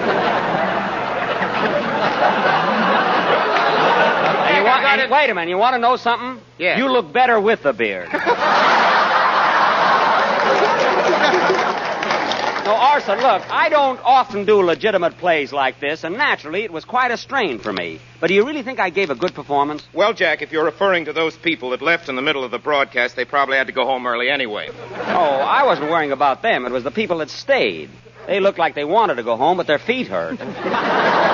You know, Orson, I enjoyed playing that part, but it still didn't have the dramatic quality that will get me an Academy Award. You see, Orson, that's what I'm after, the Academy Award. I want that statue. Well, don't get excited, Jack. There's no rush. Take your time. Take my time? Orson, I'm not a kid anymore. I've either got to win it in the next few years or go through the hereafter muttering to myself. I don't know what you're driving at, Jack. Well, look, Orson, last week I did The Hunchback of Notre Dame. This week I did June Moon. Now, what I want to know is, when can I play Hamlet? Maybe you didn't hear me, Orson. When can I play Hamlet? I heard you, and I'm thinking. Oh. Well, maybe I am a little too anxious, and I don't want you to think that I don't appreciate all these dramatic lessons you've been giving me, but, gee, Shakespeare, that's my goal. That's my ambition. Listen, Orson. I am the Count of Monte Cristo, and the world is mine. That's not Shakespeare. That's from the Count of Monte Cristo, Jack. It is? Yes. Oh, well, then let's do that. What are we waiting for? All right, Jack. If that's what you want, I'll start giving you lessons on it tomorrow. Oh, boy. Jack Benny and the Count of Monte Cristo. So long, Orson. I want to run over to the Owl drugstore and tell the boys about this. Goodbye, everybody. Goodbye, Jack.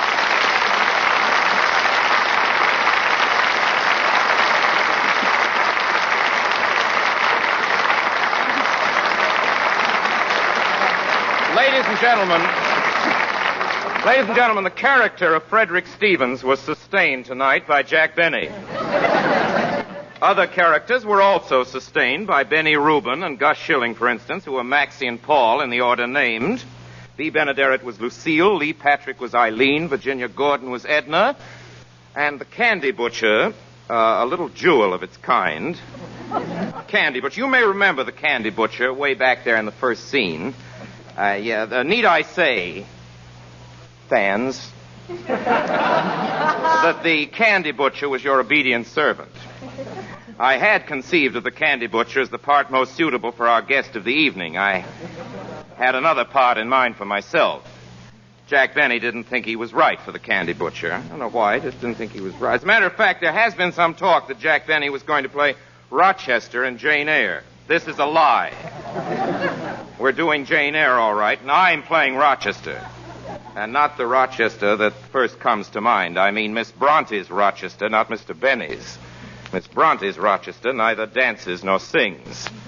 And if any of you people would be interested in hearing me play a part again, please tune in.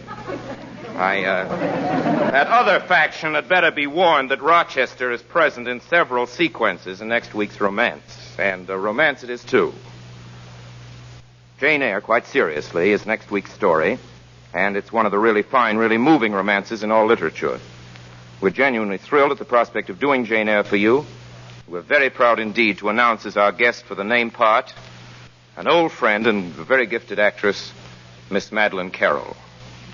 Till next Sunday night and Jane Eyre with Madeleine Carroll, my sponsors, the makers of Campbell Soups, and all of us in the Campbell Playhouse remain as always, obediently yours.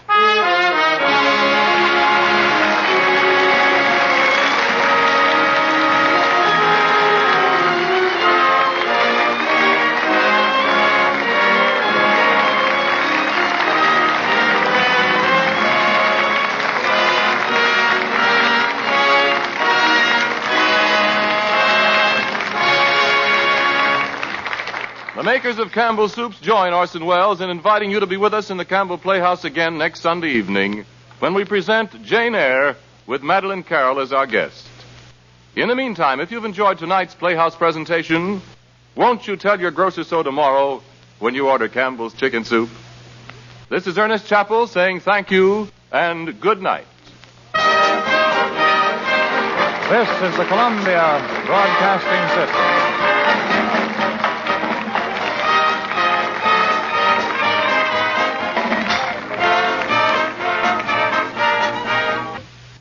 85 years ago, March 24th, 1940, the Campbells Playhouse on Classic Radio Theater with Wyatt Cox. Tomorrow, we will have for you the Lux Radio Theater, Fred McMurray, Barbara Stanwyck, and Remember the Night, Rudy Valley with the Royal Gelatin Hour with Bob Hope, and we'll also have an episode of Claudia. That's coming up on Tuesday.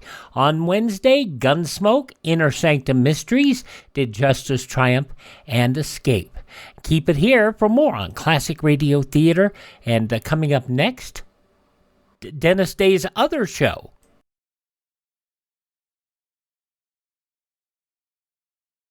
In time of disaster, natural or nuclear, medical aid may not be available. That's why one member of each family should take a Red Cross first aid or home nursing course now. One of the perpetual running gags on the Jack Benny Show is Dennis Day and saying he had two shows. And he did have two shows. And you're going to hear this one, The Day in the Life of Dennis Day, 77 years ago, March 24th, 1948. Doctors prove the Palmolive plan brings 2 out of 3 women lovelier complexions in 14 days. For the Palmolive plan was tested on women with all types of skin. Dry, oily, even skin that was not clear. Yes, regardless of age, type of skin, or previous beauty care, 36 doctors proved the 14-day Palmolive plan brings fresher, brighter, younger-looking complexions. So get Palmolive soap and start your 14-day Palmolive plan now.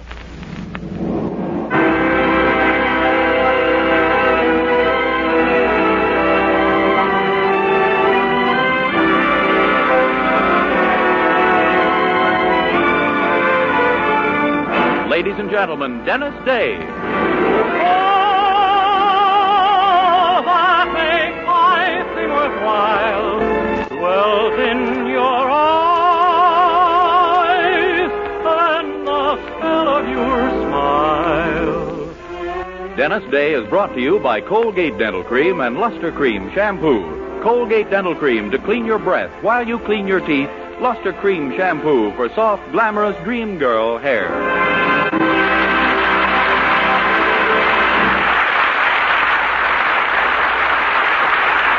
The Dennis Day Show with Barbara Eiler, B. Benaderet, Dink Trout, Charles Dant in the orchestra, and yours truly, Vern Smith, is written by Frank Galen and stars our popular young singer in A Day in the Life of Dennis Day. Here's Dennis to sing the Academy Award winner, Zippity-Doo-Dah.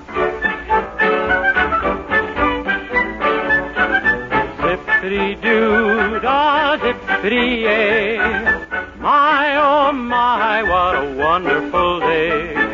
Plenty of sunshine heading my way. Zippity-doo-dah, zippity-yay. Mr. Bluebird on my shoulder. It's the truth, it's actual. Everything is satisfactual. Zippity-doo-yay. Wonderful feeling, wonderful day. Oh, Mr. my shoulder. It's the truth, it's actual. Everything is satisfactual. Zippity-doo-dah, zippity-yay. Wonderful feeling, wonderful day.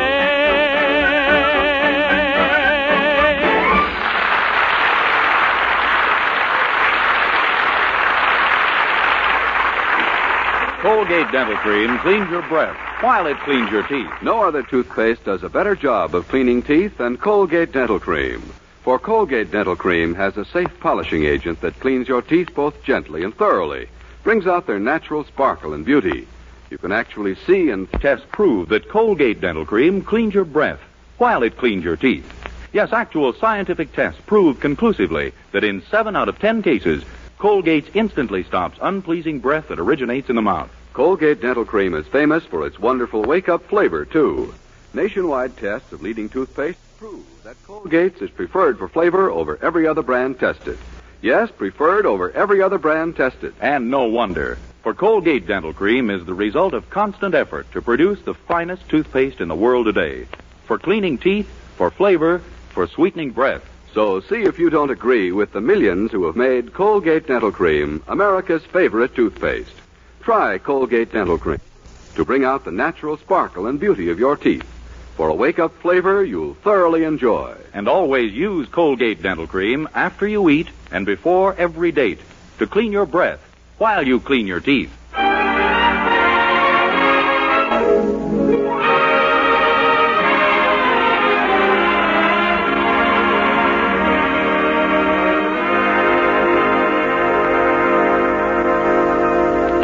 Well, since Willoughby's store closed down a month ago, our young hero, Dennis Day, has held several other jobs, but his latest has lasted by far the longest. He started on it yesterday, and the boss told him he could come back today. Of course, the fact that he's his own boss may have had something to do with it. You see, yesterday he invested his entire savings in a used car and became Weaverville's only taxicab company. The cab is now parked at the curb of the Anderson house, and Dennis, glowing with pardonable pride, is showing it to his girlfriend, Mildred. Oh, boy, isn't she a beauty, Mildred? Isn't she a dream? Oh, yes, it's very nice, Dennis. And for only $150. Of course, she doesn't have all the gadgets on her the 48s have. No, I suppose not. What kind of a car is it? 1923 Essex. But isn't that a little old, Dennis? All the cars the man had for $150 were a little old. I took this one because it runs on gasoline. Oh, I see. Well, I guess the people here will be grateful to have any kind of a taxi cab in town. Oh, you never saw such gratitude in your life, Mildred. I've had 4 customers so far, and every one of them, when they got to their destinations, they got down on their hands and knees and kissed the ground. Dennis, are you sure this car's really in good condition? Oh, just wait till you take a drive in her. Smooth as any car on the market today. Except she rattles a bit when she goes over some obstacle in the road, like the white line. She rattles when she goes over a white line? Well, I think I loosened her up a little yesterday when I drove over the top of that tree. The top of a tree? Yeah, when I drove out of the used car lot, this tree was lying right across the driveway. My goodness, Dennis, didn't you see it? It wasn't there till I started driving out. Golly, I just hope you don't have a terrible accident someday, Dennis. Yeah, I hope... Oh, here come the folks. Morning, Mother, Daddy. Hello. Good morning, children. Oh, good morning. Mother, look, this is Dennis's new taxi cab, see? So that's what it is. Well, you better keep your eye on it. Today's the day they collect cans and bottles. Gee, I think this is a beautiful car. Don't you, Mr. Anderson? Do I, Poopsie? You certainly don't. Well, you heard me, Dennis. Yes, sir. Come along, Herbert. Coming, my passionata. Gee, I don't understand your mother's attitude toward me at all, Mildred. Everybody else thinks I'm wonderful, and I know in my heart they're right. Oh. Well, don't you worry. She'll change her tune when you start making good money with your taxi cab. And I will, too. You'll see. I've got a whole campaign mapped out to get a big tip from every one of my fares. Well, have you really? Sure. First, I make him as comfortable in the cab as possible. I point out the broken spring in the seat and show him how to sit so the worst he can get is a flesh wound. Oh, my goodness. And then as soon as we get going, I give him the crusher, my sob story. Your sob story? Sure. I describe a horrible life to him, pour it on until the tears come into his eyes and he pities me from the bottom of his heart. And then if that doesn't break him down, I tell him the story of my life. Well, I just hope you make a fortune and show my mother, that's all. Yeah, knocking my car just because it isn't a new one. Yeah. I wish I'd have thought of that before. I'd have said to her, you ought to have more respect for age. What if people said mean things to you just because you had... On second thought, maybe it's just as well I didn't.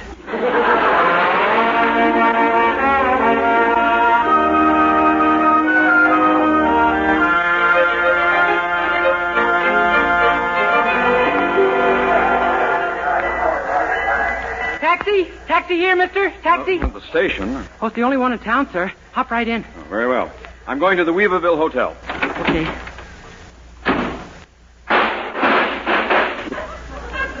I guess I should have warned you about that, sir, when you slammed the door. Well, fix it up and let's get going. I'm in a hurry. Oh, yes, sir. I'll put it up front here with me. Okay, here we... Oh, you better sit a little further over toward the left-hand corner, sir. The left-hand corner? Why? Well, there's a loose spring in that seat, and all of a sudden... And you'll make the rest of the trip by air.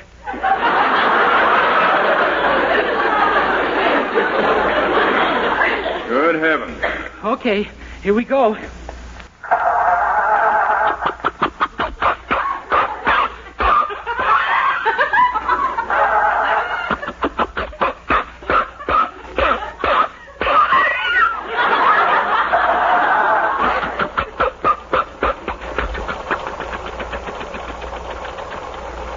There, comfortable back there?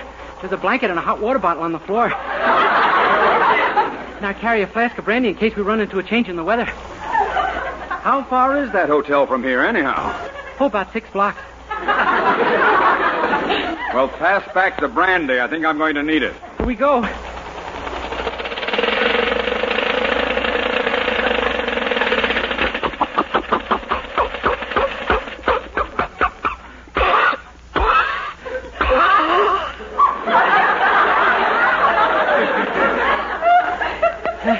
I understand they licked that. But don't worry, I'll have her fixed in no time. Let's see now. What am I going to do?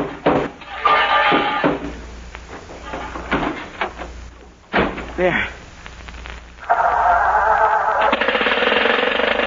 There we are. Okay, we're off. What was the trouble? I don't know for sure, but every time she stalls, I just take out a part or two, and that seems to do the...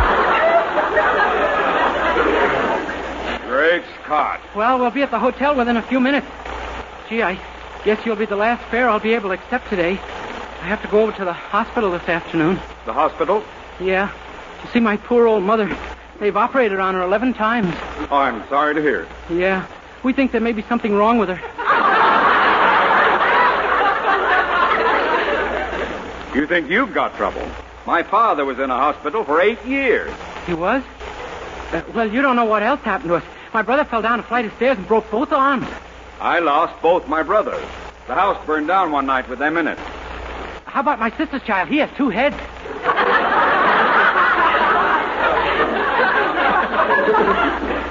My sister's child hasn't any.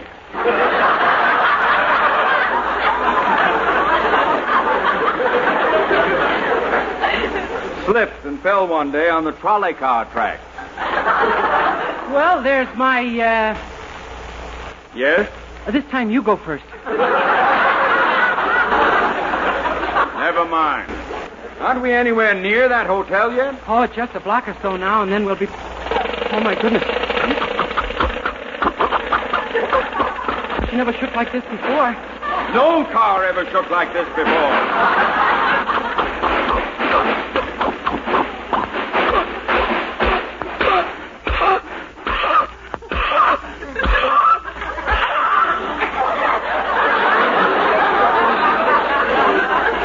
I think we got a flat. A flat tire? No, the bottom of the car is flat against the road. What? But I'm sure I can fix it in a second. Never mind. I'll walk the rest of the way. Oh, but Mr. I was a fool ever to get into this thing in the first place. Of all the stupid clumsy... Hey, mister, wait! Hey, mister! Forgot his briefcase, too. Papers all over the place. I better see if I can't get... Hey, what's this one say? Deed to all land comprising Weaverville County assigned to Martin Joyce by the United States Land Office, April 5th, 1849. Holy smoke, have I got a new landlord? Like the whole town? Oh, I better look into this.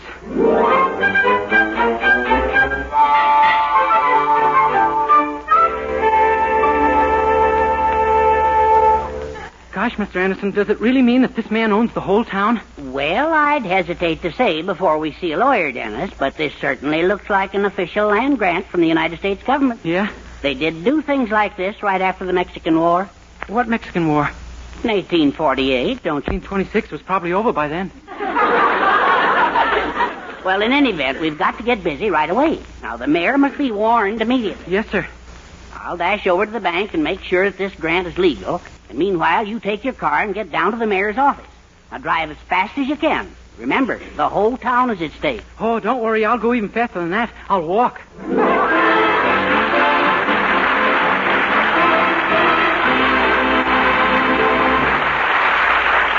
And now, before we go on with this story of a day in the life of Dennis Day, here's our young hero himself to sing Pianissimo.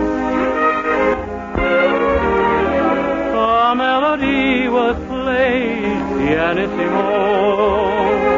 The harmony was so very sweet. I can't remember the name of that song, but I do remember dancing in your arms. And then a voice came through pianissimo with lovely words that seemed to repeat.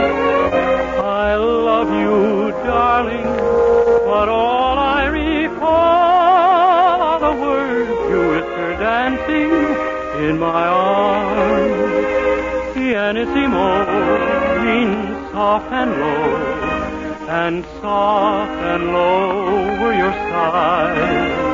Darling, now I know that tender glow was love shining in your eyes. We stole away, pianissimo, and kissed goodnight while stars danced above.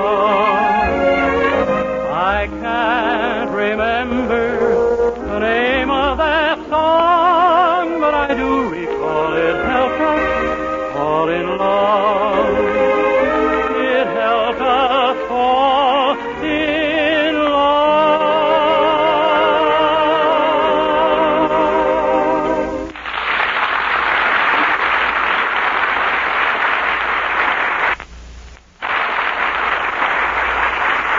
Well, our young hero, Dennis Day, found an old government indicates all too clearly that the town of Weaverville belongs not to its citizens, but to the heirs of a man named Martin Joyce. While Mr. Anderson is elsewhere checking the legality of the deed, Dennis has rushed into the mayor's office to inform him of the dire news. Mister, I gotta see the mayor right away. It's terribly important. I'm sorry, young man, but the mayor's leaving on a business trip in exactly an hour, and he can't see anyone. But I gotta see him, I tell you. The owner of Weaverville is gonna take it over. The owner of Weaverville? Sure. His family got the place after the Mexican War. I found out about it when I happened to look in the back of the taxi I was driving. You were driving in this condition? Mister, I'm not drunk. I know. I was just being charitable.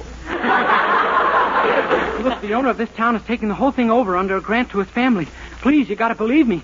I've dashed all the way through town to warn everyone. Do you want my name? I know it.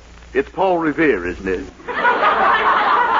No, it's Dennis Day. And I tell you, there's a paper that says this man owns the whole town unless we do something. Oh? Very well. Let's see this paper. I left it at the Andersons. I thought so. There is one. You haven't got it. Don't you understand? You haven't got it. That. Oh. Well? I haven't got it.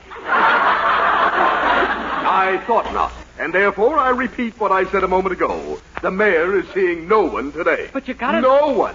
Pardon me. I'd like to see the mayor, please. Oh, yes, of course. Go right in. Thank you. Gee, I could have sworn that was someone. It was. That gentleman and you see, the mayor gets $2 for performing marriages. Oh? Do you know Mayor Oldsberg? Yes. Then you know he'll see them. Never too busy for a marriage or a funeral, our mayor. Gosh, you mean that... Oh, boy, excuse me. I just had a sudden thought. I do hope he treats it well. Poor little head.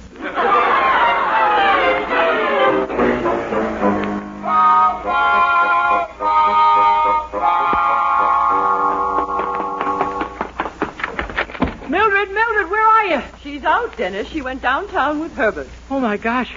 Look, Mrs. Anderson, I've done lots of little things for you, haven't I? Remember the time you asked me to paint the roof and I did? Yes. You fell off the ladder and almost broke your neck. Well, I can't do it. But now there's a little favor you can do for me. What? Will you marry me?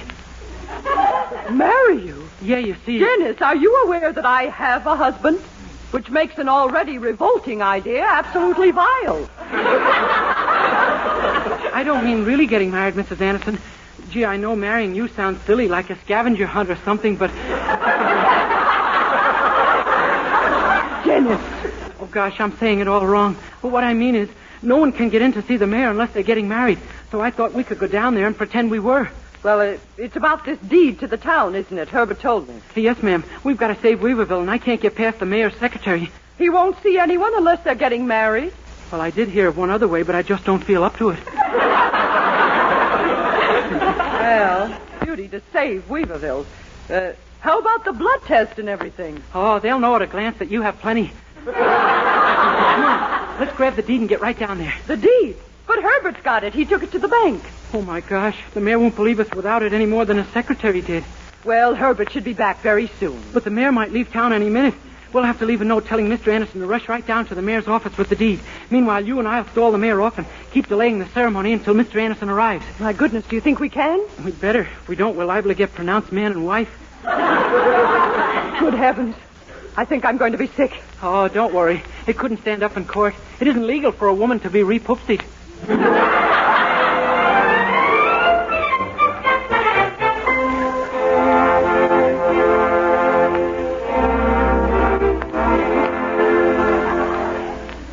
Now, remember, Mrs. Anderson, we got to put this over.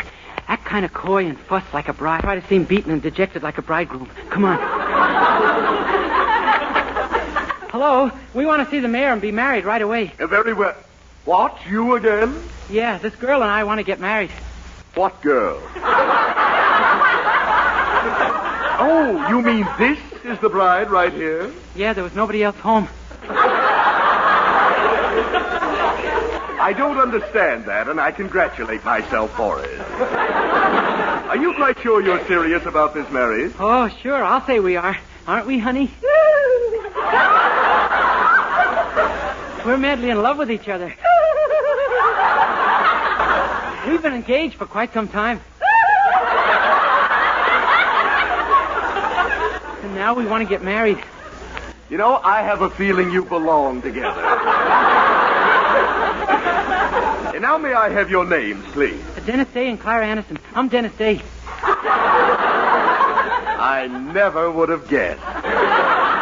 Now then, your birthplace, please, Miss Anderson. Chicago. Your age? 39. You too? What's the matter with Illinois? Don't they count the first 20 years? Just put down 39 years. Very well. Your age and birthplace, Mr. Day? 22 and a Chevrolet. Chevrolet? Yeah, Daddy picked a horrible time to run out of gas. I see. And now one last question, which I simply dread asking. Has there ever been any insanity in either of your families? No. Thank you. There are times down here at the License Bureau when we just hold our breath. Now I'll tell the mayor you're here. Your Honor, there's a couple out here who want to get married. Well, send them in and hurry. I haven't much time. Go right in, folks. I'll follow and be the witness. Dennis, what shall we do? There's still no sign of Herbert with that paper. Well, just keep stalling. Anything we can think of. Good afternoon, Your Honor. Oh, well, good day, my friends. I'm in a bit of a hurry, but I guess you won't mind that, eh? Now, then, if you two will stand right here. Oh, that's fine. We'll begin the ceremony. Dear friends, we are gathered... Oh, wait a minute. I just happened to think. I forgot the ring. Oh, that's all right, my boy. I have a whole drawer full right here for just such cases. Oi. Here you are. Now then, dear friends... Oh, wait. I can't get married yet. I have no bouquet. A bride has to have a bouquet. Yeah, she certainly does, my dear. And here's a whole vase full of flowers. Just help yourself. Oi. Now then, dear friends... Stop the ceremony. Now what's wrong? I don't feel I'm ready yet. Let's have a man-to-man talk. What? Why, this is getting ridiculous. I told you I was in a hurry. Do you want to get married or don't you? Oh, yes, sir. Well, all right. Then repeat after me. I, Dennis, take Clara. I beg your pardon? I said I, Dennis, take Clara. If you take her, what do I get? I don't take her, you take her. Okay, I'll take her. Wait till I ask you. You're the one who's in such a hurry. Please. Now, Will you, Dennis, have this woman? He tells me I'm delaying things. To be your lawfully wedded wife. To live together. Some nerve. In a state of wedded nerve. Oh! Will you, Dennis, have this state to... will you state have this woman, Dennis? I'll tell you what. You stand here and I'll read it. You do nothing of the kind. Oh, I've had enough of this. Now get out of here, the two of you. But, Your Honor... Get out! I'm not here to... Good afternoon, everybody. Gee, just like the United States Marines. I'm glad I'm in time. Your Honor, I want you to look at this paper this young man found in his taxi. I don't want to look at anything that this... Why, great Scott. Why, this is the Joyce deed. We've been looking high and low for this. Now we can send someone to Washington to get it set aside. Gosh, you knew about it? Why, of course we knew about it. My boy, you saved this town. You're a hero. Why, how can we ever repay you? Well, you might try money. Try money? Oh, we'll do better than that. We'll send you to Washington to fight this thing. Would you like to go? Oh, you bet. I've got a cousin up there in Seattle. Oh.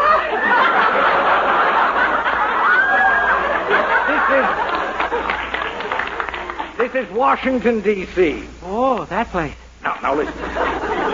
This has got to be kept very secret. Joyce wants that paper back. And if he sees you getting on a train, he'll know... Wait a minute, I've got it. Huh? We'll send someone with you, and the two of you can pretend to be a honeymoon couple. But gosh, who can we get? Don't look at me. I've gone as far as I'm going. We can't let anyone else in on the secret. Well, how about Mildred? She knows already. Absolutely not. But gosh, there isn't anyone else who knows except... Hello, honey bunch. Hello, love bundle.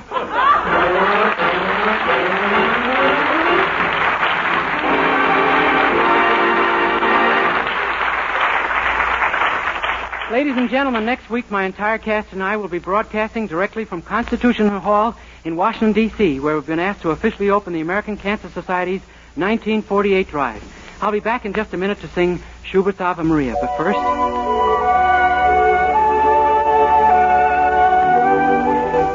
Grand news, wonderful news. Now Luster Cream Shampoo comes in tubes as well as jars. Yes, Luster Cream, the utterly new cream shampoo that gives you soft, glamorous dream girl hair. Try Luster Cream Shampoo. 4-ounce jar, $1. Smaller sizes, tubes or jars, whichever you prefer, 49 and 25 cents. But whether you prefer the tube or the jar, you will prefer Luster Cream Shampoo. Be a dream girl. A lovely Luster Cream girl. Dream girl, beautiful Luster Cream girl. Hair that gleams and glistens from a Luster Cream shampoo. Dream girl, beautiful Luster Cream girl. You owe your crowning glory to a Luster Cream shampoo.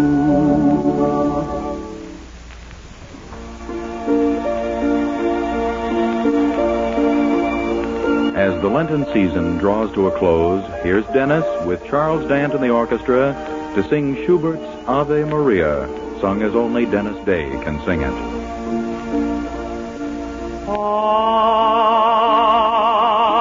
Ave Maria,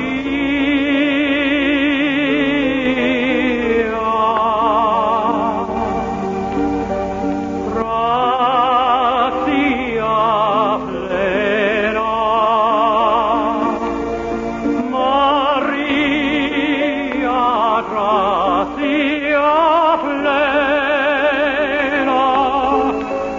Maria,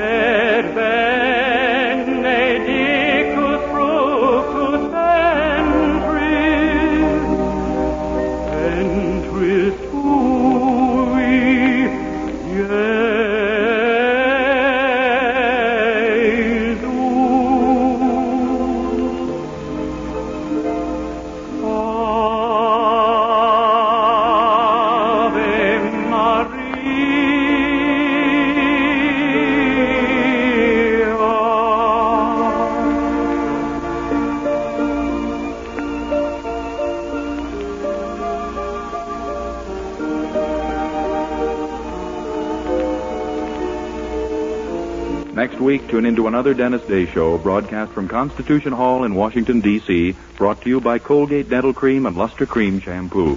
Vern Smith speaking. Good night.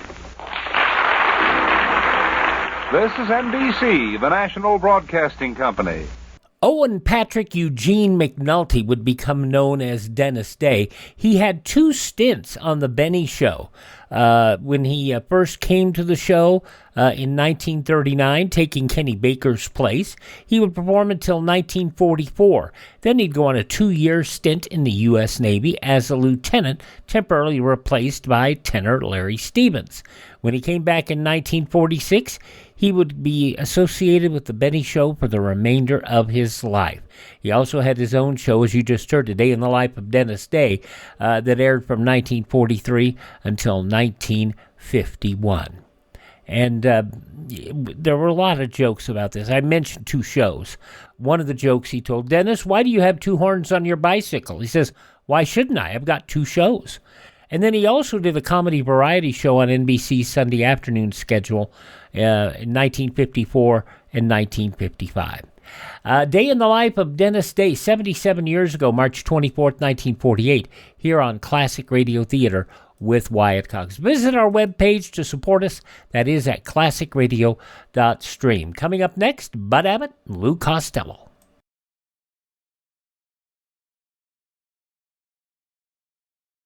Your automobile may save your life during a national emergency. It can move you out of the target area, provide shelter, communications, and carry supplies. Keep your car in good shape at all times.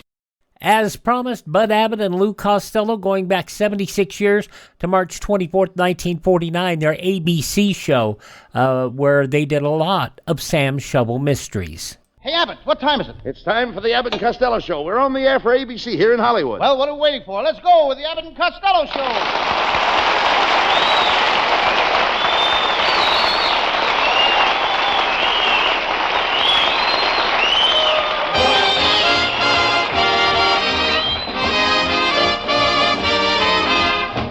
Yes, it's the Abbott and Costello Show, produced and transcribed in Hollywood for your listening and laughing pleasure, with chuckles with a carload and music by Matty Malnick.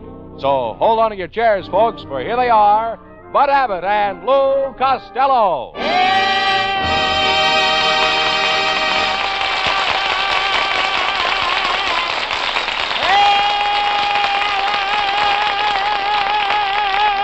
All right. What do you say? All right, Lou. What are you so excited about? You know our new picture, Mexican Hayride? Yes. It's playing at the theater across the street. And when the women see me in that picture, they get so hysterical that every night at 7 o'clock a woman jumps off the roof of the theater. Yeah? What time is it now? 2 minutes after 7.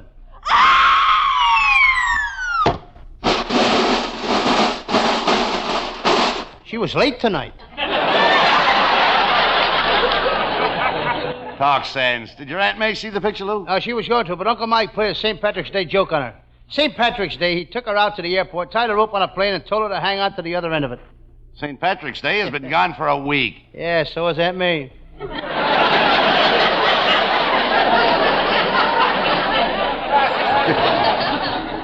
Your Uncle Mike ought to be ashamed of himself.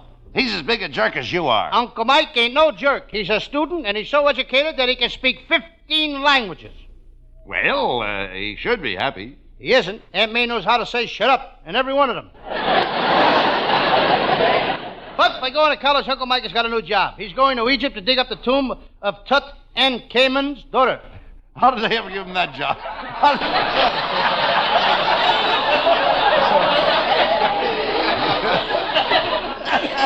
It says Tutankhamun. Yeah, he's a stranger. How do you say it? How do you say it? Tutankhamun. He's going to dig up the tomb of Tutankhamun's daughter.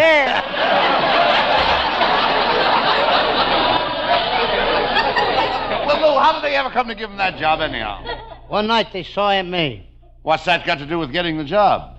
They figured that if he could dig up Aunt May, he could dig up anything. Oh, get him out!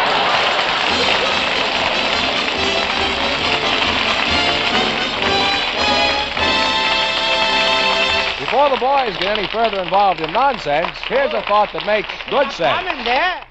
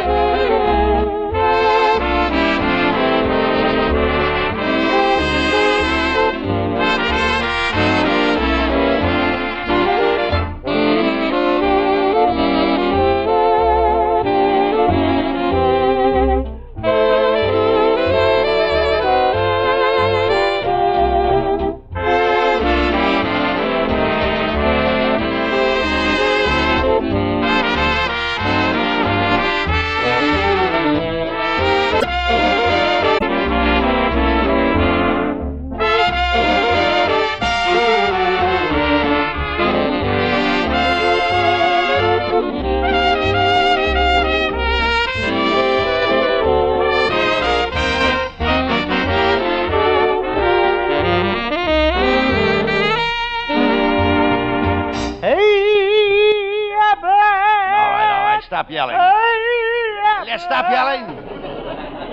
What did you say, kid? I called your house last night and there was no answer. Where were you? I went to a quiz show, Abbott. One guy won $100 silver dollars. Another guy won $35 silver dollars. I won Dr. IQ's wife. Wait a minute. How'd you win Dr. IQ's wife? He ran out of Snickers. Hello.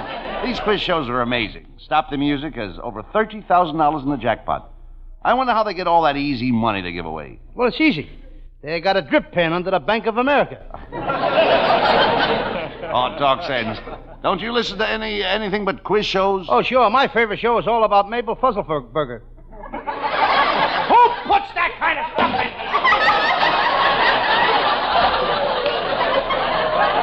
Me, Tota, come on, daughter. Now I got Puzzleburger. Start all over. Start that again. Let's hear that. My favorite show? Why should I? It was good. My favorite show is all about Mabel Fuzzleburger. You should have heard it yesterday. Her father broke both his legs, and her father broke both his legs, and her brother is in a plaster cast, and they were so happy to hear that their Aunt Emma only has to have 8 operations instead of 12. It ended when Mabel pushed her husband's wheelchair over the window just in time to see her father get killed by a hit-and-run driver.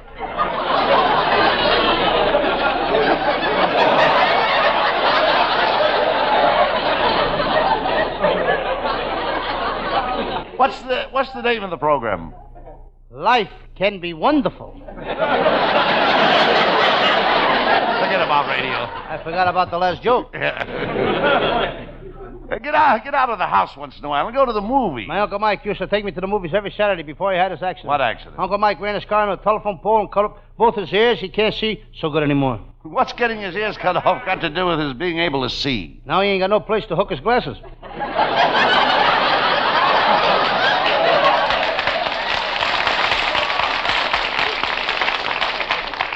I understand that you were in the car with Uncle Mike and that you got hurt too. Yes. I had shooting pains ever since. Shooting pains? Mm-hmm. Are they getting any better? No, since I gained all that weight, they're getting worse. Why are they getting worse? They got more to shoot at.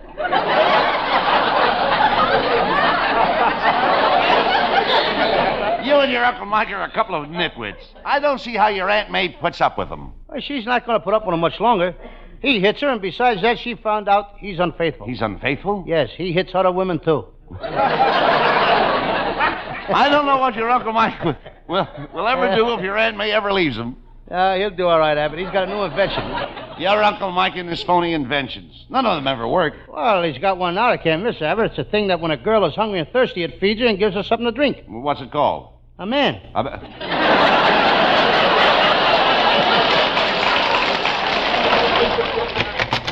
Well, here I am, fellas, and I'm all ready to go. What do you want? Come on, ask me a question so I can win a Speed Queen washing machine or a Mixmaster. I'm sorry, fella. This is the Abbott and Costello, and we're not allowed to give anything away. Oh, you're not? I think I'll give you a good punch in the nose.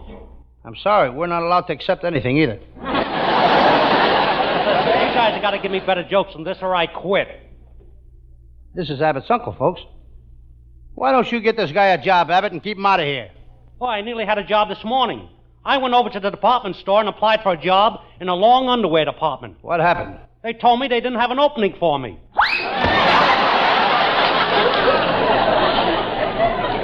He'd probably have got the job if he'd have kept his trap shut.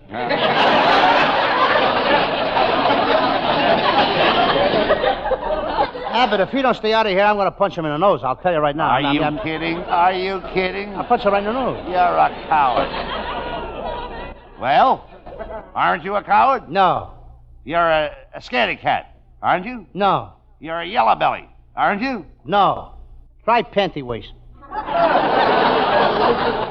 Are you a panty waist? Yes. I thought so. I'll bet you couldn't even take candy away from a baby. Well, that all depends. What do you mean? Boy or girl?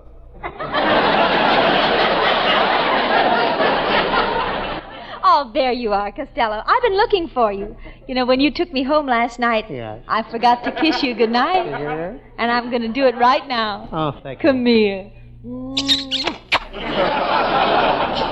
Gee, thanks, Viola. You know, when you hold me in your arms like this and squeeze me tight, I get an annoying feeling in my chest. Is it love?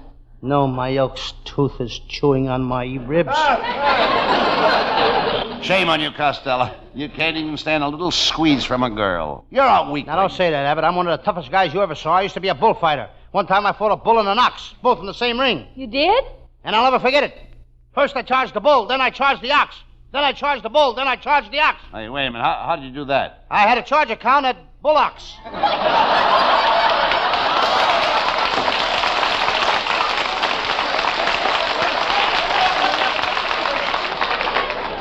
Boy, Whoever wrote that one gets to the head of the class. You sound like a pretty rugged guy, Costello. As soon as I get my place, I'll let you know. Oh, yes! I had a charge account at... Oh, we did that, didn't we? You sound like a pretty rugged guy. That's your line. I'll say I'm rugged. It's gotta be me. I'm doing the whole script. I'll say I'm rugged. Last summer I spent a whole vacation all by myself out in the woods. I even learned how to make a fire by rubbing two sticks of wood together. You can make a fire by just rubbing two sticks together? Sure, but one of them has got to be a match. Viola, how about you and me stepping out after the show? I got all dolled up tonight just for you. Yeah, I noticed that. You look awfully cute, Costello. And I also noticed that you smell wonderful, too. What have you got on? Nothing.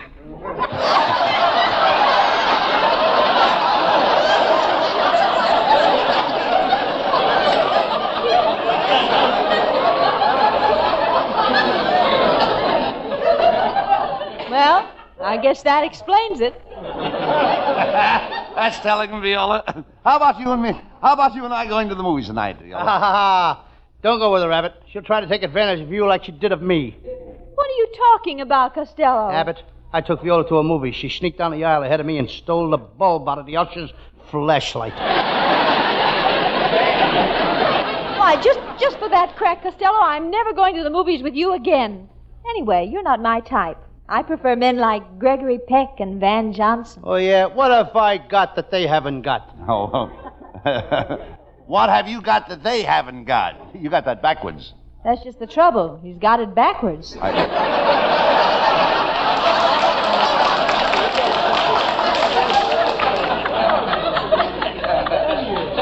Viola, you're being a little rough on Costello. It's not his fault that he's stupid. He had a pretty tough childhood. Is that true, Costello? Sure, that's true. Is that true, Costello? Yes, I had a very bad start, Viola. When I was born, I only weighed 1.5 pounds. £1.5 pounds? How'd you live? I sold newspapers.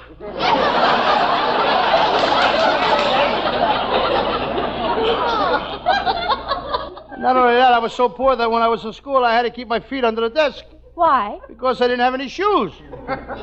Oh, Costello, that's awful. Not only that, when the teacher asked a question, I couldn't even raise my hand. Why not? I didn't have any suspenders either. I can't stand any more of this sad stuff. I've got to go to work. Where are you Where working? Excuse me. Where are you working, Viola? Where are you working, Viola? I've got a job over at the 5 and 10. I'd like to stop in and see you, Viola. What department of the store do you work in? I work in 2 departments. I sing songs in the music department, and I sell perfume in the perfume department. Well, how will I find out? Just walk in the store, and if you hear anything or smell anything, that's me. So long, Costello.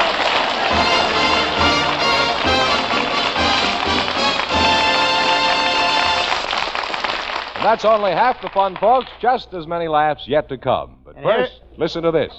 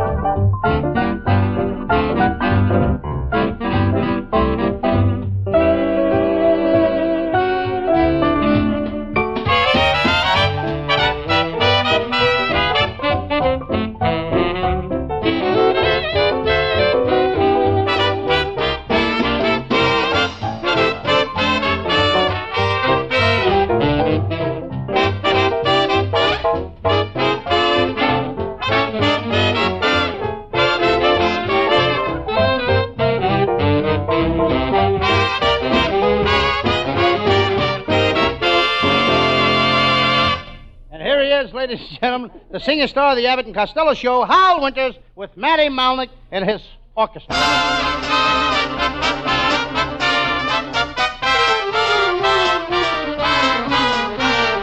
Any state in the 48 is great.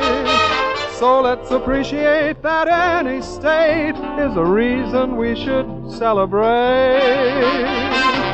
You know you really rate in any location throughout the nation. Happiness can be found.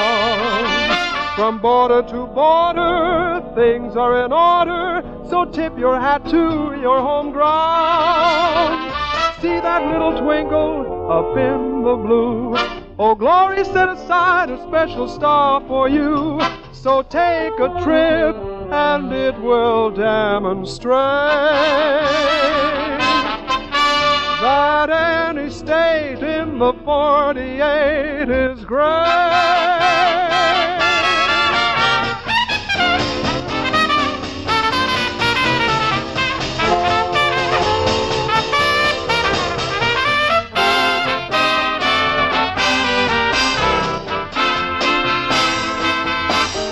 You really rate in any location throughout the nation. Happiness can be found. From border to border, things are in order. So tip your hat to your home ground. See that little twinkle up in the blue. Oh, glory set aside a special star for you. So take a trip and it will demonstrate that any state in the 48 is great.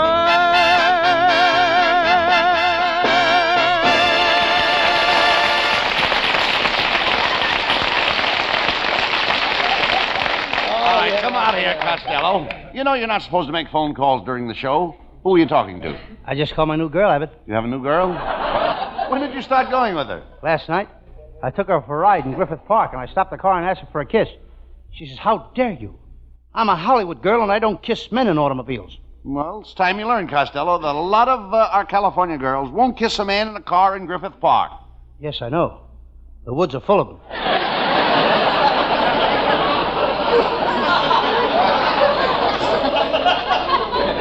Anyway, we parked. I held her hand, and then I couldn't get my car started. It must be this cold weather. What kind of oil do you use? The regular kind. I began telling her I was lonely. Well, never mind that. How did you meet this girl? She wrote me a fan letter. She fell in love with my Sam Shovel detective character. Are you still getting fan mail on Sam Shovel? Sure. Just listen to this one I got today. Dear Lou Costello, I listen to your Sam Shovel detective program every Wednesday. I haven't missed one of them. I've been trying to run into you for weeks now, but I just can't seem to find you. I'm coming to the studio tonight and certainly hope I get a chance to run across you. Mr. Costello, there's a guy outside says he's just dying to run into you. Well, have him come in. I can't. He's driving a 10-ton truck.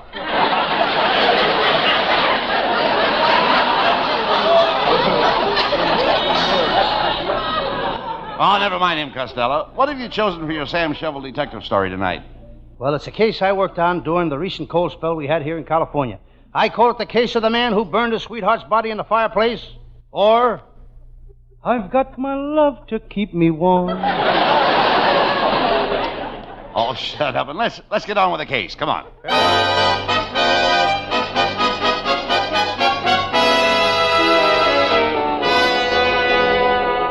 The makers of Smudge Pot cigarettes present the adventures of Sam Shovel, private detective. But first, a word about Smudge Pot cigarettes.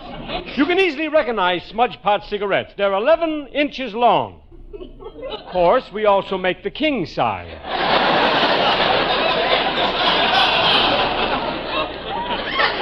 And now a word to our lady smokers. Smudge Pots, ladies, do not contain apple honey. If you want apple honey, get an apple honey. And now let's listen, folks, to what a tobacco warehouse man has to say about the tobacco that goes into Smudge Pot cigarettes. If you all don't get that tobacco out of my warehouse, I'm going to call the Board of Health.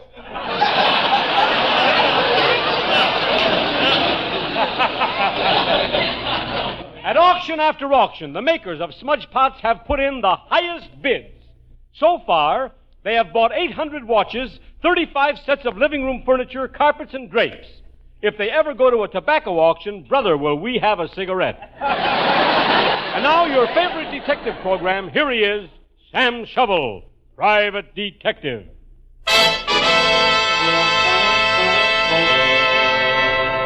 Yes, I'm Sam Shovel. Sam Shovel, private detective. I'm grilling a suspect in my little office. Tell me, who killed Dave the Dip? I know you did it. Speak up. So you won't talk, eh? I'm trying to wring a confession out of him. Giving this guy the third degree don't do no good. He's been hit on the head with a rubber hose so much he don't get his hair cut no more. He just has his head retreaded. Looks good, too. He's got gray temples with white sidewalls. I decided to forget about this guy. I got more important stuff to work on. The studio called me today. They want me to find Sidney Greenstreet.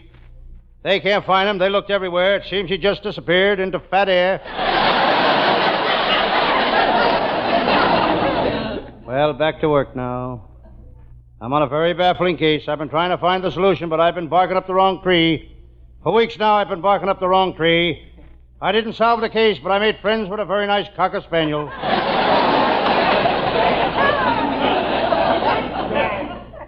I've been getting a lot of new cases lately. Sam Shovel speaking. Hello, Detective Shovel. This is Mrs. Fields. Did you trail my husband last night? I did, Mrs. Fields. I'll read you the report. Your husband went to 3 nightclubs, 6 different bar rooms, 4 cocktail lounges. Then at 1 o'clock this morning, he drove up to Mulholland Drive. My goodness, what was he doing? Following you.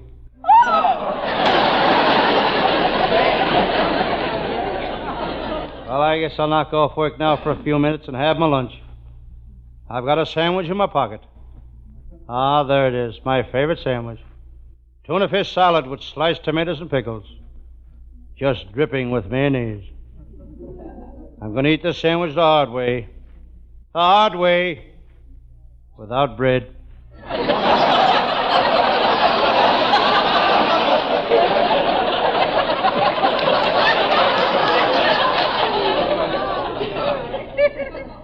Now for a smoke. I decide to light up a White Owl. Putting down the White Owl, I reach for a cigar. I've got...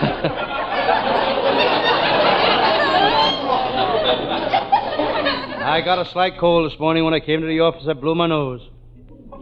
Haven't seen it since. Wonder where I blew it. Well, it's about time for my pal Lieutenant Abbott of the Homicide Squad to show up. Lieutenant Abbott only has one weakness. When he takes a drink of bourbon, it goes to his head. It's got to go to his head. His body is filled up with scotch. Hello, Sam. Sam, congratulate me. I just broke an important case. Which case, Lieutenant? Remember the crooks? Shack I broke into and found 50 gallons of green ink, a bundle of paper cut the size of dollar bills in a printing press? Yes, that was 3 months ago. Well, this morning, I convicted that crook of counterfeiting. Brilliant work, Lieutenant. When did you first suspect he was a counterfeiter? A year ago, he came into my office and confessed.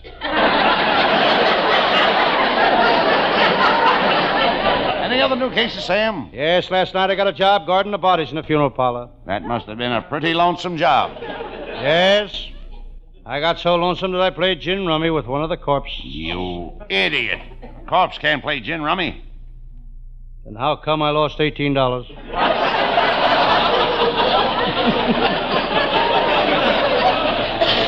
Talk sense, Sam. I got word today from the state prison that Melvin Hot Rod, the reckless driver, goes to the electric chair at midnight tonight. You worked on that case, didn't you? Yes, Melvin Hot Rod knocked off 6 pedestrians in a safety zone. But they can't send him to the chair. I've got some new evidence that will prove him innocent. What evidence? I found out that Melvin didn't have a driver's license. Then he's innocent, Sam. We've got to stop the execution. How can we do it? I know one man that could save Melvin from the electric chair. Come on, Lieutenant. We're off to the state prison.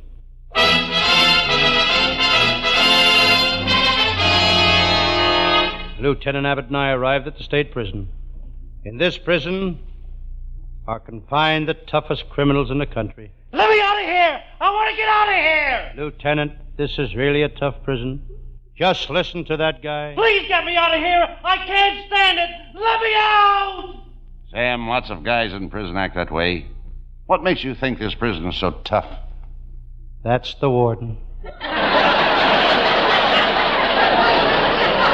the guard captain's office, Sam. Let's go in.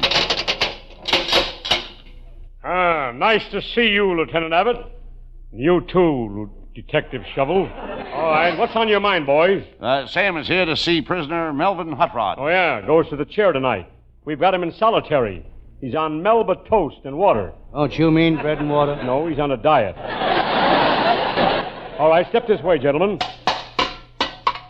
Hey, what's going in there? Oh, those prisoners are working. They're making California license plates. Why are they hitting them with hammers and bending them all up? Well, today we're making license plates for Los Angeles drivers, and we'd like them to match the cars.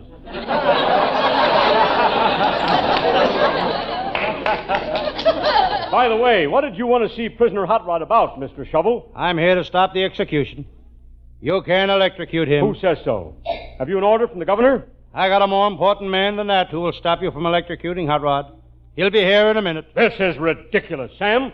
Hot Rod goes to the electric chair in 5 more minutes, and you can't stop this electrocution. He's right, Sam. Oh, yes? Here's my man now. He'll stop it. I get here in time, Sam? Wait a minute. Who is this guy? He's the man that will stop you from electrocuting Hot Rod. His name is Alec. Alec who? Electrician. He's from the light company. The light company? You ain't paid your bill. In 3 months, and he's going to turn off your electricity. Get him out of here!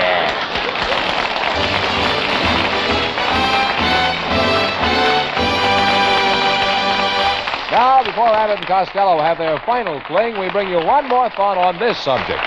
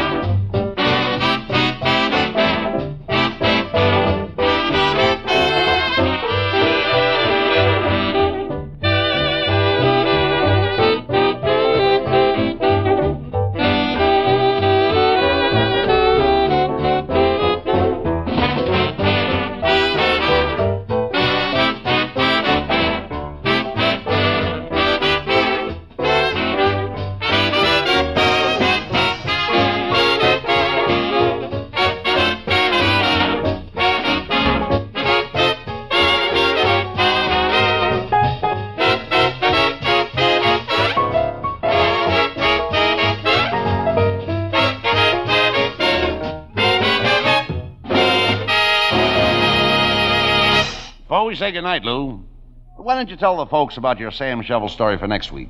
Well, I will. Folks, next week my Sam Shovel case will be a mystery story. I call it the case of the beautiful red-headed lady cook who fell into a pot of boiling goulash.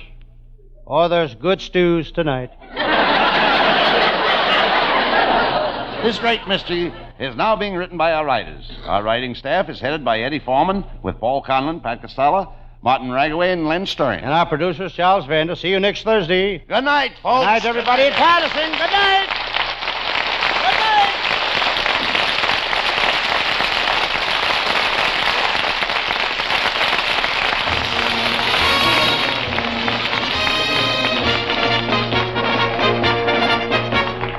Listen each Thursday night at this time for another great Abbott and Costello show, produced and transcribed in Hollywood.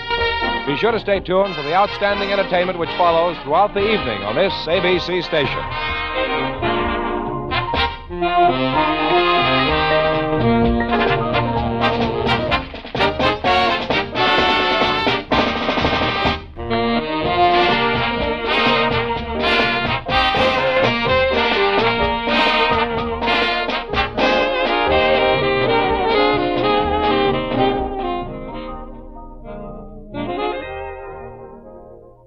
Interestingly enough, during the program there, I found a couple of other references to Sam Shovel.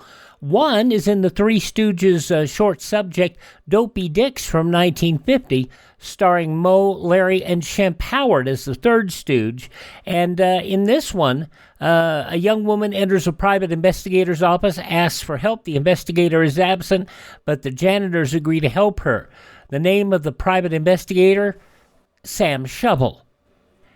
And in episode 8 of the spin-off of the Alf television show, Alf Tales, it was a one-season Saturday morning program.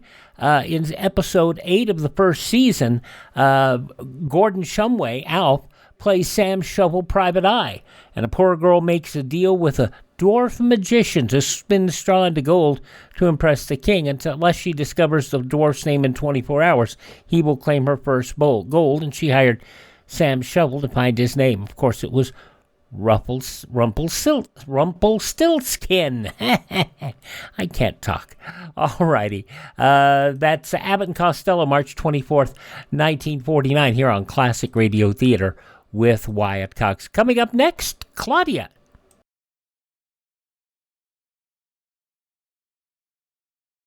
Two weeks, 14 days, 326 hours. Every second that your family could be exposed to radiation after a nuclear attack. Radiation that kills. To survive, a fallout shelter is a necessity. Equipment and supplies are essential. Now, Survival Shelters, one of the nation's leading manufacturers of fallout shelters, offers a basic equipment kit with a Conelrad high-powered radio, transistor operated for long battery life, a complete, fully stocked first aid kit, a heavy-duty fire extinguisher, emergency water containers, a chemical toilet for protection against contamination and disease, extra-strength Saran and Rayon bunks, a radiation meter, and individual dosimeters. For protection every second of each hour of every day. See a Survival Shelter now. Yeah, y'all know I love those shows. Now, an episode of Claudia, and this is the penultimate episode of the program, the next to the last episode, number 389. And this was originally broadcast on 76 years ago, March 24th, 1949. Your Coca-Cola bottler presents Claudia.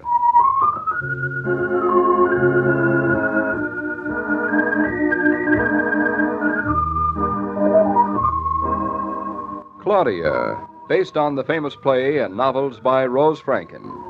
Brought to you transcribed Monday through Friday by your friendly neighbor who bottles Coca-Cola. Relax, and while you're listening, refresh yourself. Have a Coke.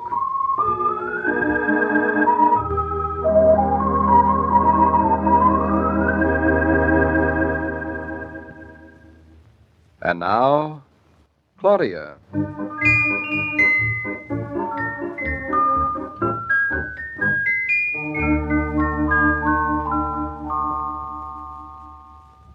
What's the matter with you two?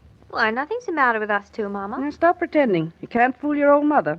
I know my chicks. Is anything the matter with you, chick? No, nothing's the matter with me, Chick. You fool all you like, even fool each other. But you can't fool me. Oh, she's such a smarty, isn't she, David? Yeah, like a wise old owl. Mm-hmm. Peering at us over the rim of her glasses. It wouldn't be Mama without the rim of her glasses, would it? Or her knitting needles. Oh, what time is it, David? Oh, don't do that. It's 9 o'clock. Oh, darn. Still too early to go to bed. Honestly, it takes such a long time getting late sometimes. Yeah, if you'd stop mooning, we'd get late earlier. David, she making sense? Worlds of. I am not mooning, Mama. I call walking around the room, looking like a lost sheep, hanging out of a window like a weeping willow, sighing like a sick balloon, mooning. Your definition might be different, but I can't help that. David, you feel like a sick balloon? Now, don't deflate Mama. Oh, sorry, Mama. If she has a feeling, let her have it. I'm reading my book, and there's nothing despondent about a man reading a book. Your pipe's not lit?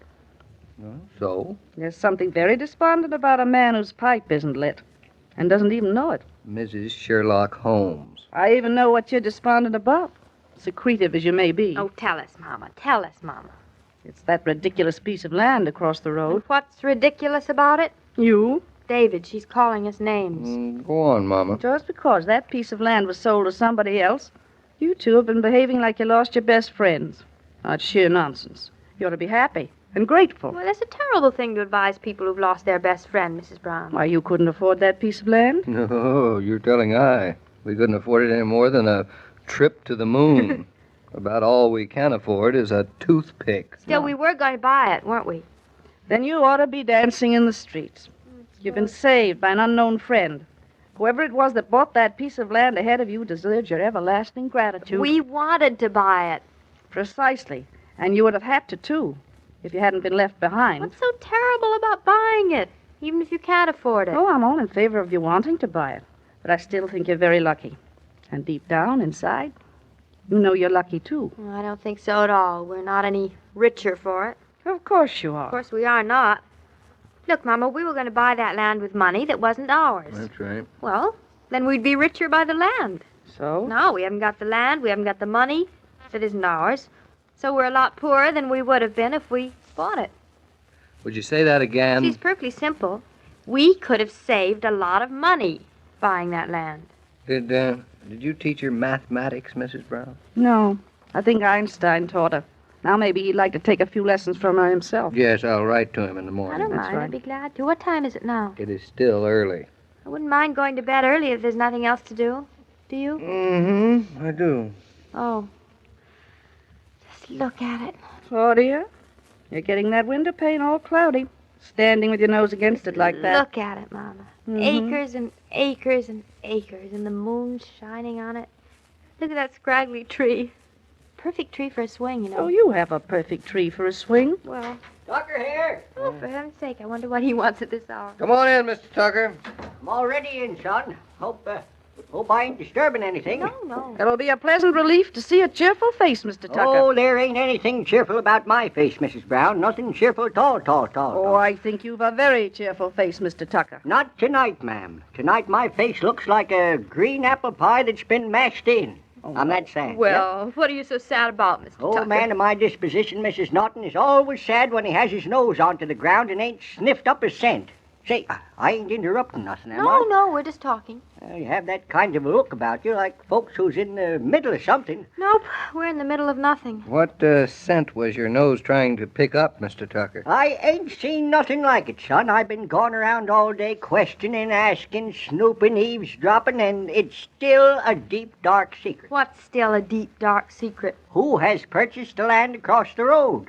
Nobody seems to know. Well, Mr. Hankins seemed to know yesterday. It's the first time that old Mr. Hankin, he don't deserve such a respectful title. It's the first time he's held a secret in nigh over 30 years, and all I can say is it's scurrilous of him. That's what it is. It's scurrilous. Well, all good lawyers keep secrets, Mr. Tucker, scurrilous he or ain't not. been a good lawyer until now, and this is sure a bad time for him to start. Dang him. Well, I don't know why whoever bought that land wants it to be a secret anyway. Whoever bought that land probably doesn't want you to throw knives in his back.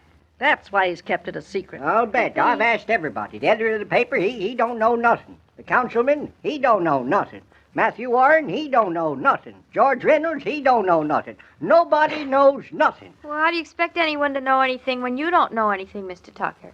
Hey, I know everything, dang it. You speak the truth when you say I know everything. Yes. And if there would be anybody to know, it would be Jared Tucker. Well, personally, I suggest we drop the whole matter and forget it. I'm sick and tired of talking about that piece of property across the road. I don't know, and I don't care who bought it. You don't, eh, son? No, I don't want to discuss it any further. It's bought, and that's that. After all, what's so important about it? So somebody bought the land who might not raise cows or farm his land. So what? Who cares? So he builds a Spanish-style stucco house with a swimming pool and 8 sunken gardens. So what? So I'll tell you what. You'll sit here eating your heart out. So you'll sit here kicking yourself because you're not a millionaire. So you'll sit here watching our land contaminated with city folks who haven't got the sense to live decently. So that's what. Mr. Tucker, please stop. Oh, I ain't beefing at you. You two young'uns is all the hope I got for the world. So I ain't beefing at you. I'm beefing at myself. To have the sense, not have the sense 40 years ago to buy up this here land. Oh, what's the use? Delilah says I got a tongue like a snake, you know. Maybe she's right. I love snakes. Don't you, Mama? I think snakes are adorable. Well, adorable. Just thought I'd let you folks know that. Well, that there ain't nothing to let you know. Well, thanks a lot. Say, is that a car pulling up outside? I didn't hear it. Well, you wear your hair flat over your ears, Mama. I heard it. Look, it is. 'Tis a car. Is it? Yeah, probably somebody lost. It is not somebody lost. It's somebody who knows just where he's coming. Well, I'm going You upstairs. stay here, Mama. If it's a friend of yours, I look a mess, so I'm going upstairs. If it's a friend of ours, it doesn't matter if you look a mess. Besides, you don't. No more than usual. Thank you. Who is it, darling? We'll see. Why, come in, Roger. I thought I'd find you all in bed. David says it's too early, Roger. Is it that man again? It is he, David. Hello, Mrs. Brown. Hello. Tucker, the top of the night to you. Well, this is a pleasant surprise. Evening, Mr. Killian. Evening, Mr. Tucker. Well, what brings you up here, Roger? Left you at the office at 5:30. I didn't expect to see you so soon. I'm a very unpredictable man, I am. That I you never are. thought of you as being unpredictable, especially. That just proves how unpredictable I am. Well, I guess you are at that. Well, I'm leaving. Well, why so all of a sudden, Mr. Tucker? Oh, it's getting crowded here. Besides, I ain't got no more to say. You might No. have. You might think of something. Oh, don't go. It's not crowded here. I suspect that Mr. Tucker likes to be the star attraction. Oh, I don't like to be, Mr. Killian. I just naturally be. Roger, why are you walking up and down like that? Oh. Down. Was I walking up and down? Spending the night, of course. Why not? I as good as invited myself, didn't I? No. No, what are you doing up in these parts anyway? Hasn't a man a right to come and go as he chooses? No. And since when? David, do you think you own Connecticut? No. I don't even own as much of it as I'd like to. Yep, I'm leaving. I says I was gone, and I'm a man of my word. If there's anything I hate, it's a man who stands around on one foot, and since I still got both of mine, heaven be blessed, I'm leaving. I feel very badly, Mr. Tucker, driving you out into the night looking so despondent. Oh, there ain't nothing despondent about me. It's these young'uns here who'll be despondent, Mr. Killian. Really? Well, Mr. Tucker's ideas were in mourning because the land across the road has been sold. Well, you ain't mourning exactly, but you ain't kicking your heels together like a couple frogs. Well, neither are you. No. And that is too bad. Something I've always wanted to see was Mr. Tucker kicking his feet together like a frog. Oh, really, Roger? Say, how'd you happen to come up this evening? Didn't tell David a word about it, hmm? Impulse? Oh. I just felt like driving up here, and, well, a man likes to walk around his grounds once in a while. You really do have a nice proprietary sense about our farm, Roger. I'm glad. Well, after all, I did introduce you to the place, didn't I? You sure did. Without you, we'd still be poor, deluded city folks. So would I. Now you've returned me the favor, David. What? Without you, I'd probably still be poor, deluded city folks myself. You know what I can't understand, Roger, is if you like coming up here so much as you say you do, well, then why don't you come more often? A man can take advantage of his friends just so long. And after that, he should leave them alone and build his own home. What would you do with a house? I don't know, but I'm going to find out. Where do you think it should be, David? Now, on the hill or right near the road. That is my house. After all, with 50 acres to choose from, you all look like guppies. Yes, dear people, it is my land. My 50 acres of land across the road. Oh, you bought it. I most certainly did. Well, I'll be god dang you. We ought to tar and feather you. We ought... What was that? Well, you ought to tar and feather you. You mean Dang it you all. bought it to build on it a Spanish stucco house with swimming pools and So sunken you're gardens? going to turn that land into skyscrapers and factories and Yes, things like so that? I says we ought to tar and feather him. We ought to. I won't have it. Well, I am speechless. But in the meantime, Roger, welcome home. Well, it feels like home already. Now, Mr. Killian, before you waste any more time, you're going to plant that land or keep cows? Well, I don't know exactly. What would you suggest? Oh, you haven't exactly decided, hey? No. Well, you better start deciding, because as them Chinese say, it's later than you think.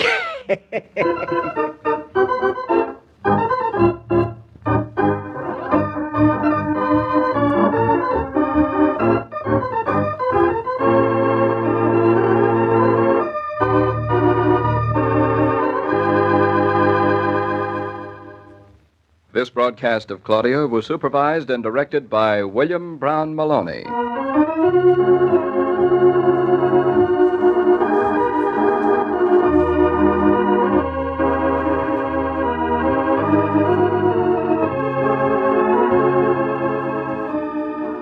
The dictionary defines hospitable as receiving and entertaining strangers or guests generously and kindly.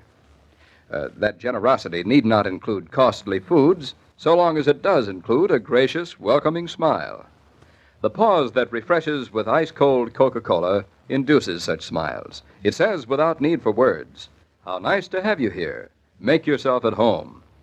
Where there's Coke, there's pleasant hospitality for young and old. Every day, Monday through Friday, Claudia comes to you transcribed with the best wishes of your friendly neighbor who bottles Coca-Cola. So listen again tomorrow at the same time. And now this is Joe King saying au revoir. And remember, whoever you are, whatever you do, wherever you may be, when you think of refreshment, think of Coca-Cola. For Coca-Cola makes any pause the pause that refreshes. And ice-cold Coca-Cola is everywhere.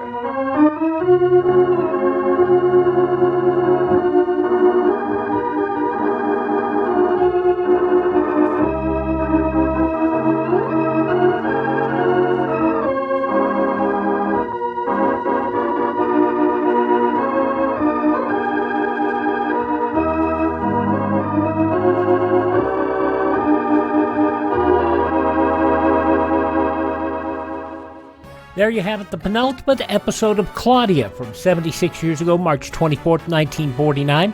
We'll have the final episode tomorrow. Thanks for being with us. We'll have a variety tomorrow on Classic Radio Theater. See you then. I'm Wyatt Cox.